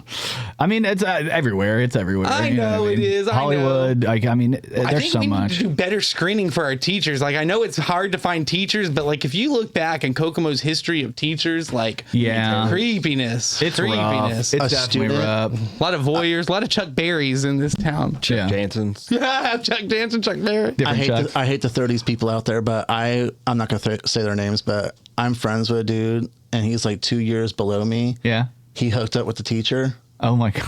They're married. Oh shit. Well, I mean, I guess it Yeah. turned out okay. Well, I think that they gave us like a false sense of like love. Remember that? Was it? What was the gender? Mary Of the, Kay hold on. Letourneau? What was the gender of the teacher? She was Okay, well, really hot. Yeah. So, I mean, to me, do you not feel like there's I mean, I know it's still wrong both ways. Though. Let me just start by saying it's wrong both ways. But as a dude, and because of the power dynamics between men and women, even if it's like a high school boy, do you feel like there's a difference? A little. I think it's just as wrong. It's either just way, as wrong. man, But there is a honestly. difference, right? Like, we can admit that it's like a little different. Like Right. how so? Like what do you mean? Like I guess the best way to describe it would be like, so Okay, let me say. Yeah, it. go Would ahead, you- go ahead. Would you rather imagine your son fucking a girl teacher, or would you imagine a male teacher fucking your daughter? yeah, well, it's I a like to different not deal. imagine that at all. I mean, you're right. I mean, but like in this scenario, when I think about it, I remember. But he better have tenure. I know a lot of Or girls. she. Are you talking about 10 inches or 10 years? 10 years. No, like, so I remember in school there were girls that would find like would say, "Oh my God, Mr. X is hot," and I know dudes that'd be like, "Dude, Mrs. fucking is hot." Oh yeah, we definitely have had some like attractive teachers, but Yeah. I don't know. I think when it's Not a everybody woman, was when you're talking about a woman teacher, like first off, very rare compared to the other. I would say the other way around, at least from what I mean, it seems more prevalent now because we're watching the internet and it's all on there. But like when there was one particular teacher in high school that if she was with it, I would have been 1,000% with it, and that's just because she was so fucking cool. Oh and yeah, so Mrs. nice. Schlotterbeck. No. You know, I you know agree what? because, my friend that's married to her now, if I knew she was down to fuck young ones, You would have went for it. oh my God. Like That's my thing is like, I would have hit it like I was mad at it. Dude, I think here's the thing. The same thing that women get when they get with an older man when they're younger and they kind of get a chance to like form their life while not having to worry about like not being able to eat. You know what I mean? That's the hardest thing. When you're a young man, I feel like we get kind of thrown to the wolves really quickly where it's like we don't have that lifeline. Like if your parents aren't great, which a lot of us don't have great parents, you know, if you don't have great parents, then you've literally lost all your safety net's gone as soon as you turn like 18, 19 years old, you graduate high school. Yeah, if you don't have a good support system, fucked. Like good friends or anything. But if you met a nice teacher and she's willing to take care of you and you're like, hey, I can go to school and I have a place that's comfortable and you provide something for them and they enjoy it. I mean, for me, I can understand that because I see a lot of women who get that treatment out there. I would have loved to have that leg up, to be 100% honest with you. Oh, yeah, like Matilda and Miss Honey. Yeah. Oh, yeah, dude. Matilda and well, just Miss Honey. I'm not really into Matilda. Well, I mean, like, you know, you would be the Matilda in the situation. She just take care of me. Yes, but all also kinds of honey, love, but also so watch out for Winnie the Pooh though, especially after that. You know, dude, his horror movies. I'm a piglet in the bed. That's what I've always said. So. Yeah. God damn, I didn't make for that to rhyme. Wink, wink. I'm sorry, Jordan. I didn't mean it to rhyme. It just happened like that. Does that mean you're like scared? Yeah, no, I'm a piglet. I don't. That's the sound he makes. He's black. He doesn't eat pussy. Ass. I'm just kidding. No, I eat pussy very well. I just know the characters he of is half Winnie the black. Pooh. Piglet was a scared little bitch. Yeah, that's true. Well, I mean, once you said that, but he always did what was right in the end, didn't he? Exactly. Oh, he always did. He was always did what was right. No, I'm thinking whatever uncoils your tail. Maybe when people say that you're the whitest black person, it's because you eat pussy. Maybe that's what it is. And that was another thing, man. How comfortable are black men eat pussy? I don't care what rap songs you heard in the 90s. It happens. A lot of black people that I know in my family tell me they're like, if you eat pussy, it's just one step close to eating ass, and eating ass is one step close to sucking dick, and sucking dick is one step close to just being gay. Yeah. Now here's some corn on the cob. now eat your what are they called, those things you guys? I know it's so stupid, but I don't know why they feel that way. Now eat your pig intestines. I will say or do anything not to eat pussy. Let's face that. Yeah. Huh?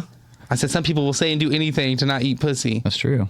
It sounds like it. I'll eat clean pussy. How about that? Yeah. Well, I think we all would want it to be clean. Yeah.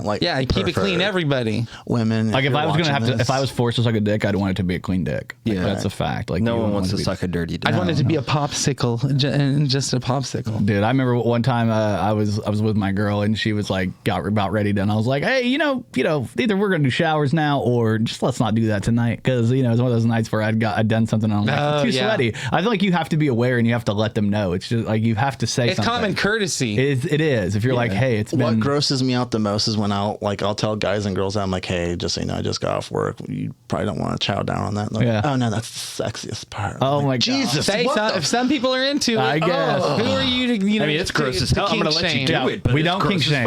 We don't kink shame on the show. That's a big rule we have. No kink shame. Yes. And consent matters. Those are the two. Consent matters and kink shame. No kink shaming. I'm not kink shaming. That's weird. But for me, I'm uncomfortable with that. So to me, I'm like, if that's your kink, don't ask me to do it because I'm not comfortable. It's like any other kink. That's just a matter of hygiene. Yeah. It's a weird thing, man. I can't. Like, you got to be clean. On Grainger. Gotta be clean. On Grainger, you know it's real when literally you have to lay out 3 ground rules before you talk to anybody. No pee, no poop, no blood.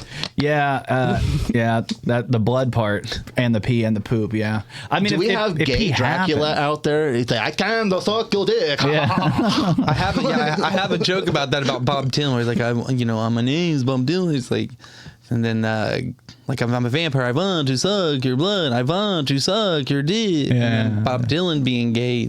Sucking dick. Do you guys ever watch what's that? The Sarah Marshall? Forgetting Sarah Marshall. Oh yeah. Fuck Linda Cardellini. She is the real life Sarah Marshall. Yeah? That's about. I didn't know that. Yeah. That's crazy. Mm-hmm. Dude, that's heartbreaking because they were on Freaks and Geeks together. Yeah, they were together. And some of that stuff that she was saying to him in the movie is stuff that she said to him in real life. Oh, no. Yeah, they made a movie about it. Yeah, they hated She's Velma, right? Yeah. Yeah. So she gets a pass. Cunties. She gets a pass from me because in Grandma's Boy, she was like my favorite. Oh, yeah, man. Yeah. Grandma's Boy. Wasn't she to Salt and Pepper? She was dancing. Oh, dude, that was the hottest thing, dude. That I watched something. Well, you brought up Grainger. I did want to ask you about this because I knew I was going to have you on the show today.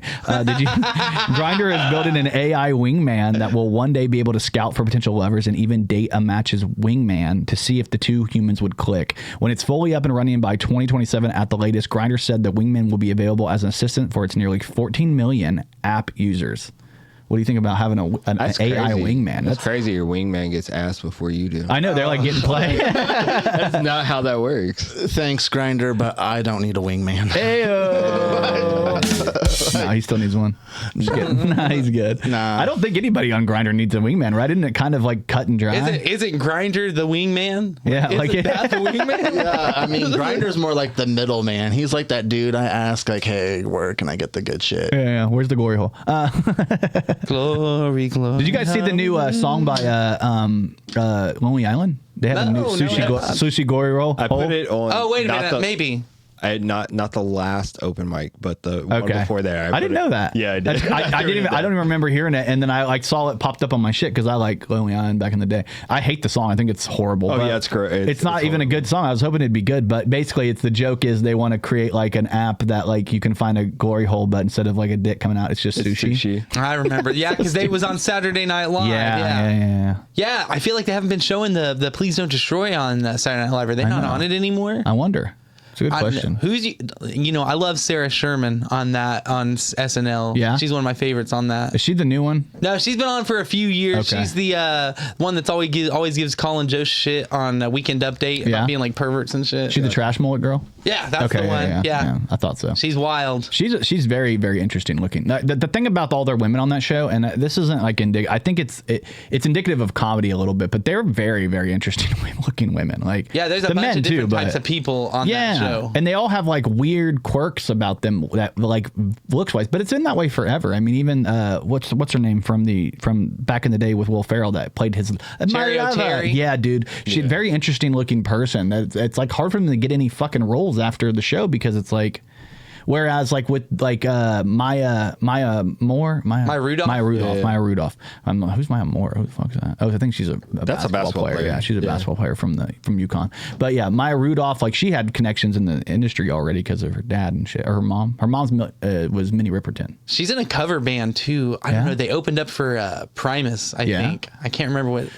That's crazy. I know. Didn't Halle Berry have like a fucking band where she was like singing leads like for? No, it was Jada Pinkett. Yeah, Jada Pinkett did like a metal band. Ozfest one year. Dude, that's so crazy, dude. It's crazy what people are into and how you find out interesting. Because like if Jada would have been a cool person, which we know she isn't now. Yeah, punk band that was like literally foreshadowing. Like that's foreshadowing. I know, dude. She's sitting there bitching about her bald head now. I do have a question for you guys. This is a very interesting topic. And obviously, I don't want to get bogged down on it, but I saw this and I thought this was interesting. That the historic pool tournament sparks controversy and debate over transgender athletes competing without restrictions amid policy reviews and prize money concerns. So 2 trans pool players meet in the semifinals of the Women's Ultimate Pools Winnie Series. What do you guys think about this? It's fucking pool. I know. I don't care either. But like, is that weird? It's not that I don't care. It's just like that's what I'm saying. Shouldn't it just be? Yeah. Why is there different genders? It's a stake. Why can't it just are men better than women at pool? Why can't it just be co-ed? I mean, yeah. I don't get that one. You don't need special skills to fucking do this to a stick. Yeah, it makes me wonder. It's getting close to winter, so them snowflakes are out. Women would have an advantage in the first place. That's true. They handle the stick. Or gay men. That's true. Yeah, I mean, it makes sense. It makes sense why they're top, but.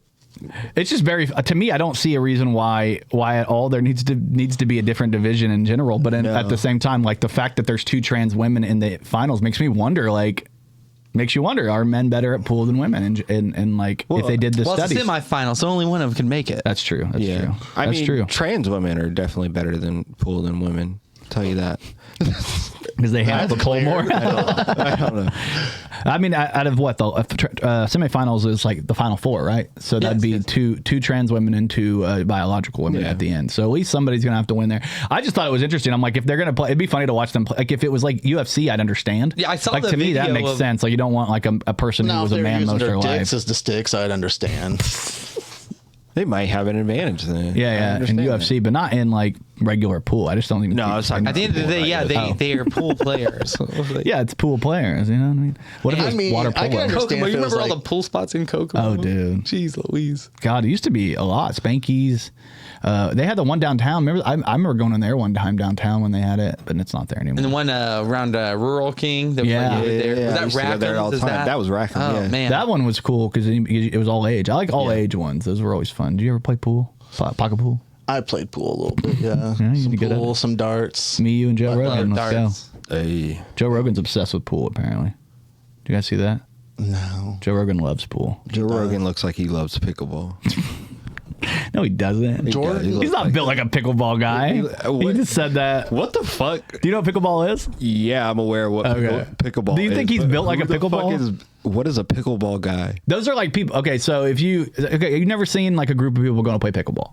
No. They're all like people who are relatively like, they're not in shape, but they're not like out of shape completely. But it's like dad body guys who are going there that kind of, that's their version of working out. Like, so I should play pickleball. Yeah, we should play. You and I should go play pickleball. All right. Joe Rogan's hilarious, but he kind of gives off like that vibe, like, you know, like those old high school stars that are like big in like sports and shit. Yeah. He's like still living in his glory days. Oh, yeah, in high school. 100%. That's what he literally, that's the vibe I get. He from gets Joe his Rogan. he gets his dick sucked a lot because he was a good like what was it? What's it fucking the kicking one? Whatever the Kickboxing? It wasn't kickboxing. Muay Thai. Is it Muay Thai? Muay Thai? He was really good. Taekwondo. Taekwondo is that the one? I don't know. He was really good. A kicker. He kicked the shit I out think of one of people. us said the answer. At least one. Yeah, I don't know. Somebody said it. I don't know. Yeah. It's a Muay Thai. Brazilian Muay Thai. Jiu-Jitsu. Now that one he's into now, but he was a good kicker back before Brazilian Jiu-Jitsu was big and stayed. Well, BJJ. kickboxing and Muay Thai are two different things because kickboxing is just like literally like feet and hands, and then Muay Thai is like hands, feet, elbows, knees. Yeah. Like, I wonder what's Taekwondo then? Like Billy Blanks, remember him? Tybo. that imitation Taekwondo. shit you see on Cobra Kai. Yeah. I don't know. I know karate is just like a blanket term, right? Yeah. Because like Tai Chi and there's so many different fucking martial arts. It's funny that like Steven Seagal. yeah, Steven Seagal, how dare you? It's funny that like space. it didn't matter what the safe culture was. space. Everybody developed their own like martial arts, which tells you that people just like to fucking fight. You know what I mean? Exactly. It's like a constant. Speaking of things people fought about this last year, did you see this shit? Fucking Kendrick Lamar wins 8 awards, BET awards, making him the most awarded artist this year. These are the ones that he won. How do you feel about that? Do you think Drake should have won a couple of these, or? I don't know. Drake probably didn't even go to the award show, to be honest. I thought it was funny that he got Video Director of the Year with Dave Free. That is funny. The guy who won Video Director of the Year might be Dave Free. Yeah.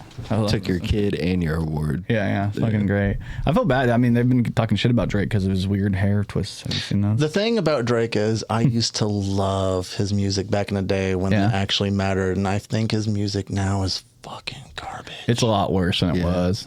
But you got to tell me what's really going on. Drizzy back up in this thing already. What's happening there? Yeah. Never mind. Houston, Atlanta, Vegas. Yeah. Houston, Atlanta, Dude, when he Vegas. came out, like when he came out the what was the fucking see a lot of girls they you know what I'm talking about? Baby, you're my everything. That shit was, I liked it. Best I ever had. That's what it's called. I have to like sing it to get to the name of the song. But I remember when that song came out, I was like, who the fuck is this guy, dude? He's really cool. Like, I know. He's doing the it's rap like, and the sing it's thing. this wheelchair motherfucker from Degrassi. I never watched the Grass. You got your shot, all I'm right. a straight man. That's how I know. Ah, man, you were never in a toxic relationship early on. Degrassi is I the was. best It's teen just- show ever. But our toxic show was the Gilmore Girls. That's what she made me Love watch. Gilmore That's You love it? I love it. I can't, yeah. dude. Big fan of it. I can't. I fucking hate that show because of my ex. I can't even like it. Loved that show. Ugh, the name of Just that show rewatched it makes my recently. liver quiver. In fact, thinking about going to see Sixpence None the Richer. They're coming to Indianapolis. Does that have something to do with Gilmore Girls? Yeah. Well, the first episode they have that. There she goes. Well, they There cover she that goes, song. there she goes. Isn't that a woman sings that? I don't. No, I don't think so. Oh, I don't know who fucking sings that song. It's like the guy from We Just Know. I'm just a doing the girl part. teenage baby. Dude, did you guys see we're dropping 5.2 billion to see if there's alien life out there in the universe? I thought this was Yeah, it's in the ocean. Start spending money in the ocean, damn it. Life on who Jupiter is gives a icing. fuck? Life on Jupiter. Life on Jupiter. Now that it's she's ice back out, in the we are on atmosphere Jupiter. with Yeah, drops of train. Jupiter. My thing is, who cares? Like, if there's already life on Earth, obviously there's probably going to be life other places. So, like, who gives a shit on trying to find out who they are? Yeah. Oh, we just had like a big UFO sighting around here. Yeah, Tom DeLonge was right. There were Like, the I don't lights want and to shit. go. I Yeah. don't want to match with somebody on Grainger from fucking Jupiter, and I have to feel like I have to take a NASA spaceship from some pussy. Like, dude, imagine how many more genders there's going to be if we, or how many more sexualities there's going to be. You know, you'll be like, oh, I'm pan still, but also I'm really only into aliens now, so now I'm this. You know, this is my sexuality. I feel like it's going to open things up even more. We're going to be very confused. Have you guys ever been attracted to an alien? I have. Probably. Is it Gamora? Is she an alien? She is hot. The actress that plays her. Yeah. Was she hot on the movie? Nah, she is. But I mean, she's green. I don't know if I could. I could do it. Oh, I'd fuck a Listen, green chick. if Miss Piggy can draw the fuck line. Kermit, like Kermit the Frog here. he's too green to be a player. That was an old joke from back in Kermit the the day. Frog. Did you guys see the guy with 3 penises? That's legit. A man born with 3 penises, the second human in history with rare condition. oh, This day and age. Why is he holding it? Hamilton's family, nobody gets left behind. Was that considered like if he high fives himself, is it a Eiffel Tower? Like, what is that considered there? Ooh. Yeah, that's a Is good question. every sexual encounter that he has, is it an orgy? Is it 4? Does he fuck 3 times? He has sex with one woman and she goes, it's really a Each dick, one sausage for fest in each here. dick. Perfect for a polygamist. If Yeah, he had sure. 3 Like this dick for you, this dick. If he had 3 dicks and was autistic, that would be so awkward because, you know, like how autistic people are, they have to do things in 3s and shit. He'd be like, I have 3 dicks. All of them have to be fucked. Yeah, like all 3. I mean, his 3 is a wife, magic girlfriend, number. significant other would probably be hopefully happy. That the thing you got to worry about is if he underperforms with each one of them. I would have me a Charlie's Angel situation. Get conjoined twins with 2 pussies. I'm just imagining him being with like a woman and she's like, you better have 3 tongues because it ain't really working. Right. You gotta have 3 tongues. I mean, I have 3 dicks and I'm pan, so I'll do a boy, girl, and then like somebody from Portland. So now I'm hoping to find. I want to find a hermaphrodite. That's a goal in life. Yeah, That's one on my bucket list. I need to fuck a hermaphrodite. Well, you did have sex with a guy with MS, which is the craziest, bizarrest fucking from story. Mississippi. No, no, from His dad, his Lafayette. uncle. Lafayette, but Yeah, it was on Grainger. that's one of the funniest stories. Oh, that's in I Louisiana. love that. Yeah, no, Indiana. You got to come out to the open mic to hear that story, but it's very fucking funny. And if you don't know, it was this interesting. is what the open mic looks like the Yeah, last there's that couple piece weeks. of shit looking like the bad guy from Tucker and Dale versus Evil. Exactly. I can't believe that piece of shit. Here he is, guys. I'm just kidding. Yeah, those pretty ass dreads. I'll show you that piece of shit. He's right fucking over here. I probably have a shitty look on my There he face, is. Look too. at him. He's so mad. I hate that guy. I hate him. I think Brian Shout told out us. Codeine. Brian told us he's gonna have a conversation with him, and Yeah, basically, he said he messaged Yeah. him already and was like, apparently the guy was on Ridiculousness. That's his claim to fame. He was Yeah. like a skateboarding. He had like a case of beer and it didn't fall, and then he said something funny, and he was like the video of the day. On cool with Ridiculous. his Gallagher haircut. That's like being the smartest kid in special ed. I mean, it's a cool fact, but nobody really gives a Yeah, fuck. You no. know what I mean? Yeah, in your room though, you're awesome. Yeah. In that room, you're fucking killing it. Yeah. Fucking can bring ketchup It's nice to packets know on that out of stage. your friend group, you're the most famous one because you had a fucking 15-second video clip on Ridiculousness. Guys, if you want to watch this clip, there's reruns of that shit all the time. Yeah. It's on MTV. right now. It's on Chanel right West now. Coast is just laughing like. Looking like fucking Minkus from Boy Meets World Oh, and dude, shit. yeah. Dude, it's fucking crazy. I saw this too. This is interesting. I know this is a good conversation to have. Did you see Warped Tour is bad? and not coming to the Midwest at all. Not at all, dude. Travis. Isn't that weird? Yes. It's like Florida, DC, and And- California. They've already like they did. There was a tweet where somebody like Ronnie from Falling in Reverse and Yeah. Escape the Fate or whatever bands he was in was talking shit, and then Warped Tour's like, "You're our king." It's like, oh, if that's the king of your Warped Tour, Yeah, you get can me stay outta away here. from us. They got some weird shit going on, man. I know a lot of people were excited about it, and then all of a sudden you find out it's just a cash grab real quick. It's like more like a fest. It's not. It's a the Warped yeah, Tour. oh yeah, it's and fest. Kevin Lyman's doing it, and then he's like, well, if it does well, then we're gonna do more cities. Yeah. It's like, shut the fuck up. Why don't you put your money where your mouth is, and why don't you fucking do it? Yeah, make it But- a tour. Yeah, but a lot of people, like, I don't know, man. There was a lot of problematic shit on Warped Tour, but man, I went there for so many years, and I always had a good time. Like, Well, you're also talking about like pre-phone and internet. I think it'll be a lot better now. I think things will be a lot more. People will be held a lot more accountable. The problem is back in the day, man, people would do crazy shit because they knew they could get fucking away with it. yeah. So, and people still do crazy shit because they think they can get away with it. But hopefully, less people. I also saw this is interesting. You guys in fans of Jess Olnick? I am. November 26th, his I do special like comes out on him. Netflix. So that's Funny guy. Yeah, he looks like Dan Alton right there. That's Dan Alton, I'm pretty sure. Yeah, Dan, very funny guy. I love Dan. He looks like the only way he gets off is if he chokes somebody, and I wouldn't mind at all. Anthony Jeselnik, if you hypothetically watch this, I would not mind if you choked me out. He's watching right now. Please. He's actually watching it with Amy Schumer when they used to date. Every time I see Piper Niven, I think, is that Amy Schumer has to leave the room. Yeah, every Anthony. single time. Yeah, kick her out. And then I'm like, how you have a big girl like that losing to everybody? She should be like Awesome Kong. Yeah, is this a wrestling thing? Yes, yes, sorry. Let me go ahead and glaze over. Go ahead, keep going. Yeah. Keep going. Are you coming? Is that your cum that's what my face on. That's your No, cum face. I'm not. No, my cum face. I'm like this. It's getting that drift going. No, I think it was number one. You think it was? Yeah, I think that's your cum face. He just thinks he doesn't My know. question is, do you guys know what a girl's cum face looks like? Yeah. Never. No, a woman's. Not once. I've only known what a woman's looks like. Okay. Hashtag I'm all about women. Shit, wrong one. Oh yeah. That sounds like he's feminist because his wife makes him. No, Jordan had one of the funniest fucking things. He was like, because I'm not a woman, I can't be a feminist. And I looked over at Kaliko when he said that, and she was just like, motherfucker, you can be a feminist as a man. So in my head, I was laughing so hard because I'm like, you can be a feminist. He just like, I probably can be. I think there's a way to phrase that better. Yeah, I got to work on that. That was a new bit though. I really like that you at your bow tying, because that's something that like I think. You're you have this very slow roll to your thing. You'll say like your bit, and then you'll be like, you'll kind of be like, yeah. So, and then you'll go like you do the slow roll in between, like you're not very quick, whereas you're very quick with everything, and so are you. And then with your stuff, do you go on? I do have a question for you. Do you go on stage like with a concept of like in your head? Are you like, I want to do these things, or do you just go up there and talk?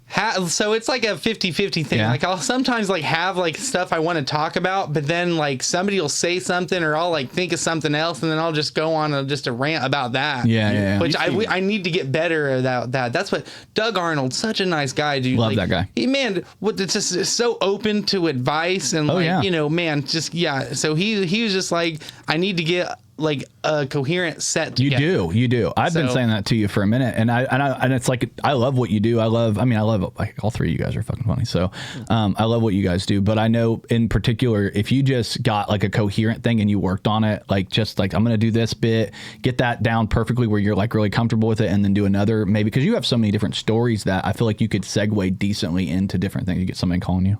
Yeah. I like the stream of consciousness thing that you do though. It is, but it can go very wrong very quickly. I definitely agree. If you solidified like kind of like a set list for yourself and like, this is what I'm going to do when I do this show, sort of thing, that'd be a great thing. But like if you're just practicing at open mic, some of this at Harvest Fest, I tried to do that at Harvest Fest, and then do you see, and then someone was there, and I almost was getting heckled, but then I just didn't let it get to me. But I got heckled on stage. You guys watched the guy. Nobody noticed it but me. I had to like prove to my fiance that it happened because she didn't notice it. I asked Maddie, he didn't notice it. I had a guy come up to stage and say, "You're not funny," while I was on stage. Shit. Nobody noticed it.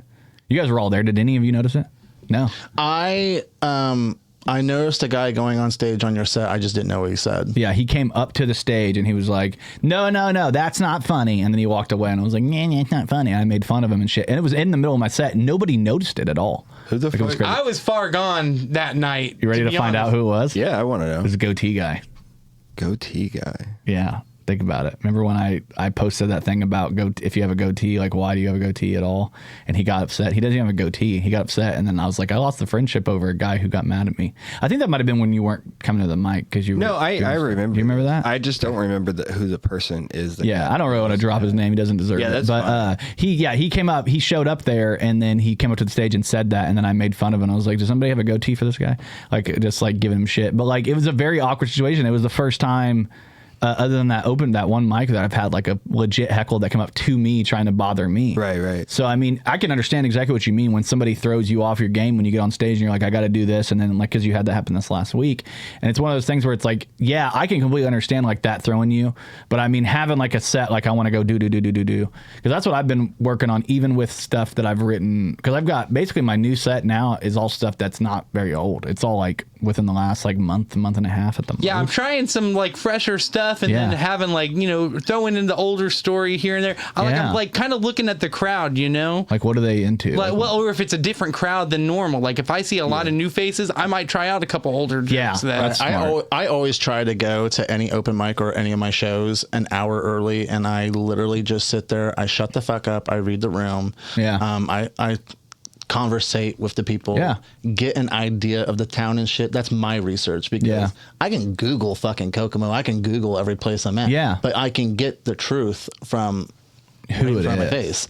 And that's why I throw in the beginning of my show, and then I go with my shit. Oh, I mean, honestly, I think it's interesting because you come up a lot of times and you'll have some stuff that you've done a couple times, but then you'll also throw in new stuff, and I think that's important. I think, we've got comics that come from all over, which is great. That's the good thing about having a mic where we have it, because it is kind of like central to all the hubs. Because like Kokomo is like here, and Muncie's like right here, and Indy's over here, and Lafayette's right here. We are kind of like in the middle of everything, so it's not too bad. So we get people that come through from all over, but at the same time, like, I can definitely feel it. Like if you get in a room and it's like a bunch of new people you haven't seen before, you're like, and it's full and it feels like it's a good room. You're maybe like, I spring the turtle joke out. I'm gonna pull something I know out that I want to do. But then sometimes you get in there and I'm like looking around and I'm like, oh, this is all new people. I'm just gonna fuck around. Yeah. Like it's just, and part of that is important. Brian and I talk about the balance there all the time because, he likes to do the comedy on the spot when he gets up there sometimes. I want to do that. Yeah. But I'm like, Yeah. But it's fun. It's so fun, the idea, but I'm like, man, I'm always nervous. Am I gonna be good at it? Like, I'm not gonna. This past week, I just bullshitted. You're so smooth, man. I went up and I just bullshitted. He's getting so good at like talking. Like it's like you're having a conversation with the crowd. I know I told you about this already, but man, it's like it's so nice. It's like it's smooth. It's like different than other people, and it's like I'm just like here talking to this guy on stage. He's just letting me know his life. Like that's what I like it. I like it, but it's also scary because when you got somebody that comes up and has a conversation with the crowd, and then you're like after them or whatever, then you're like, fuck, I gotta reel them back in somehow. Yeah, you know what I mean? Because it is rough. Like Brian and I talked about that as well. There's so many different types of comedians we have. Yeah, and open mics are wild because you'll get somebody who's like their style is this way, and then somebody whose style is completely different, and you got to kind of like ride the wave with them. And that's one of the things that we talk about all the time is trying to like create this like culture of comedy and community in Kokomo, because like it's a lot of C's. Okay, they're not K's. They're not C's. They're C's and not K's. I promise. Culture of comedy in Kokomo. Something. Community with a K. I mean, okay, C. Yeah. Well, the funny thing is when I did a joke at Crackers, I say it all the time. I might as well say it. I make the joke about how I have a black dad, so that's just a nicer way of saying my mom's fat. Yeah, it's a funny joke. This black dude got so offended at Crackers. He stood up. He's like, oh, hell no. Oh, hell no.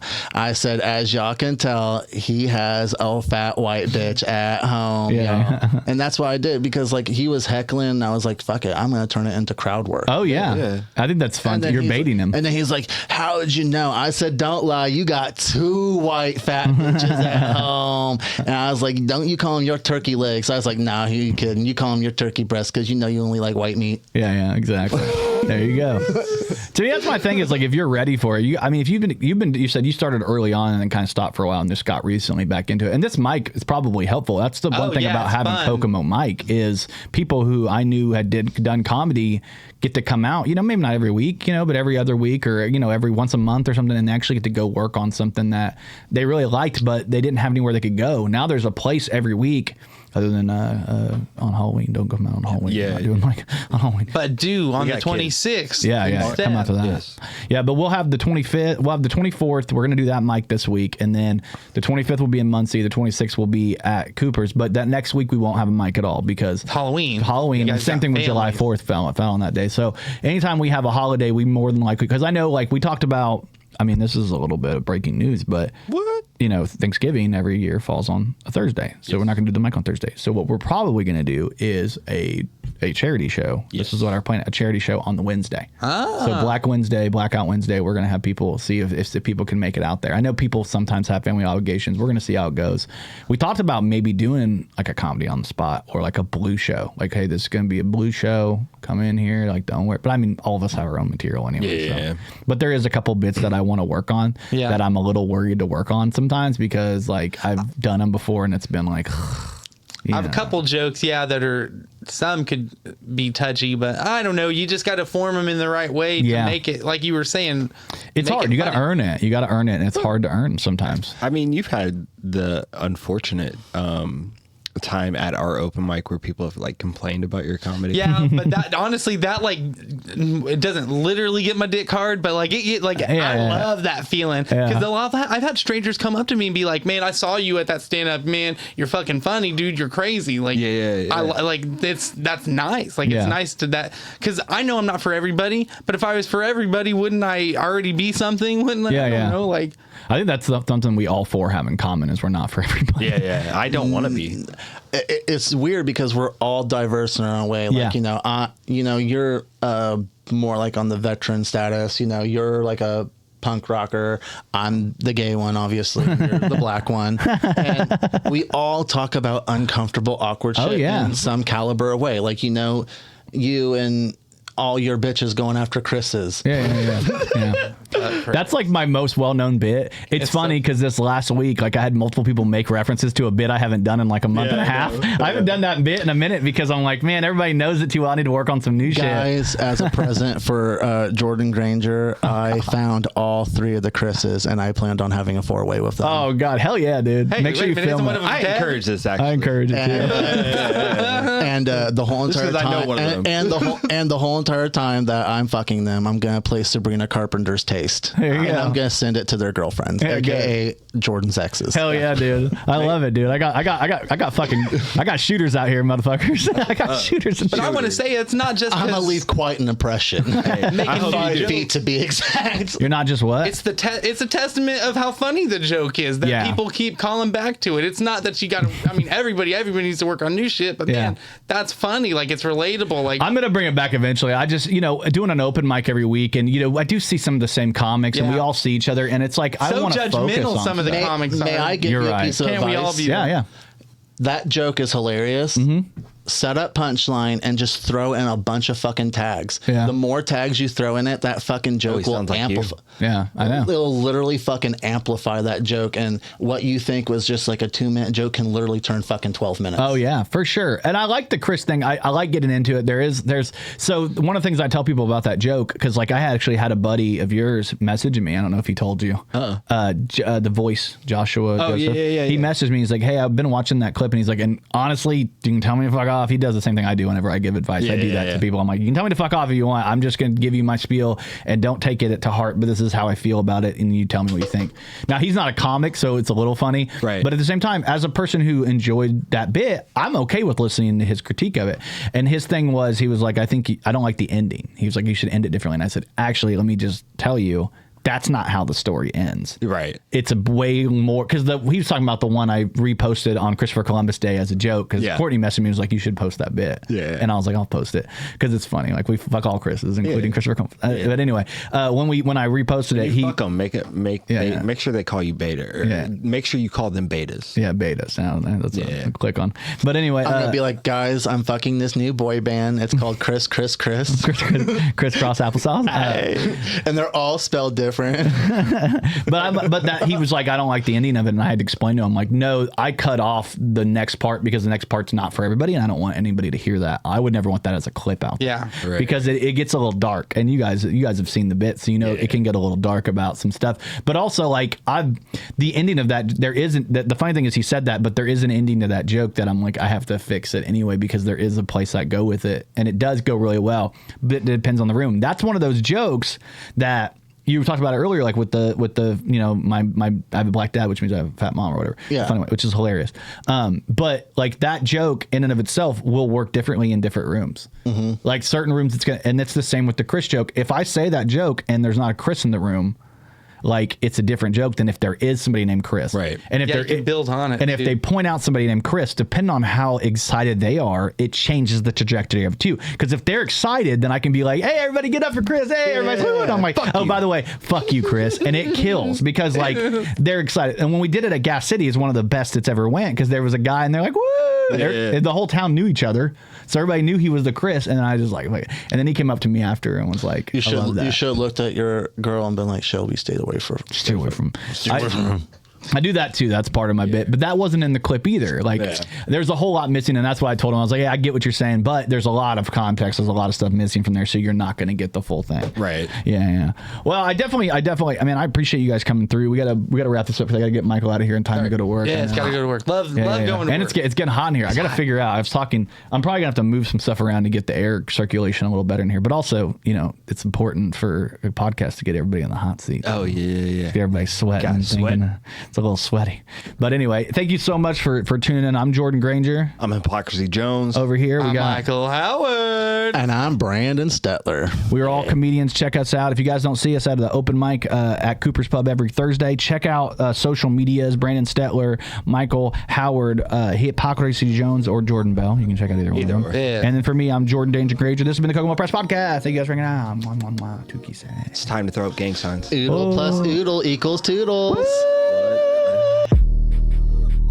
Thank you for watching the Kokomo Press Podcast. We really appreciate you hanging out with us. If you enjoyed the show, make sure you like, subscribe, hit the notification bell, share, and tell all your friends about it, because when people know about us, we get to continue to bring new, great, exciting things to you. And if you really want to support us, you can actually go on to Facebook and you can become an official subscriber. It's only $4.99 a month, and you get a lot of access to us. You get to tell us good jokes, tell us all the things you want to, and you're going to get access to new videos, merch, all kinds of things. And if you just want to support us in another way, maybe wear a shirt, wear a hat, something like that, check out kokomopress.shop. It's a brand new store we have set up. It's got all our merchandise needs. It's going to have limited run t-shirts, limited run hats. Go check it out right now. Thank you so much for hanging out with the Kokomo Press on the Kokomo Press Podcast. See you soon. 2 kisses.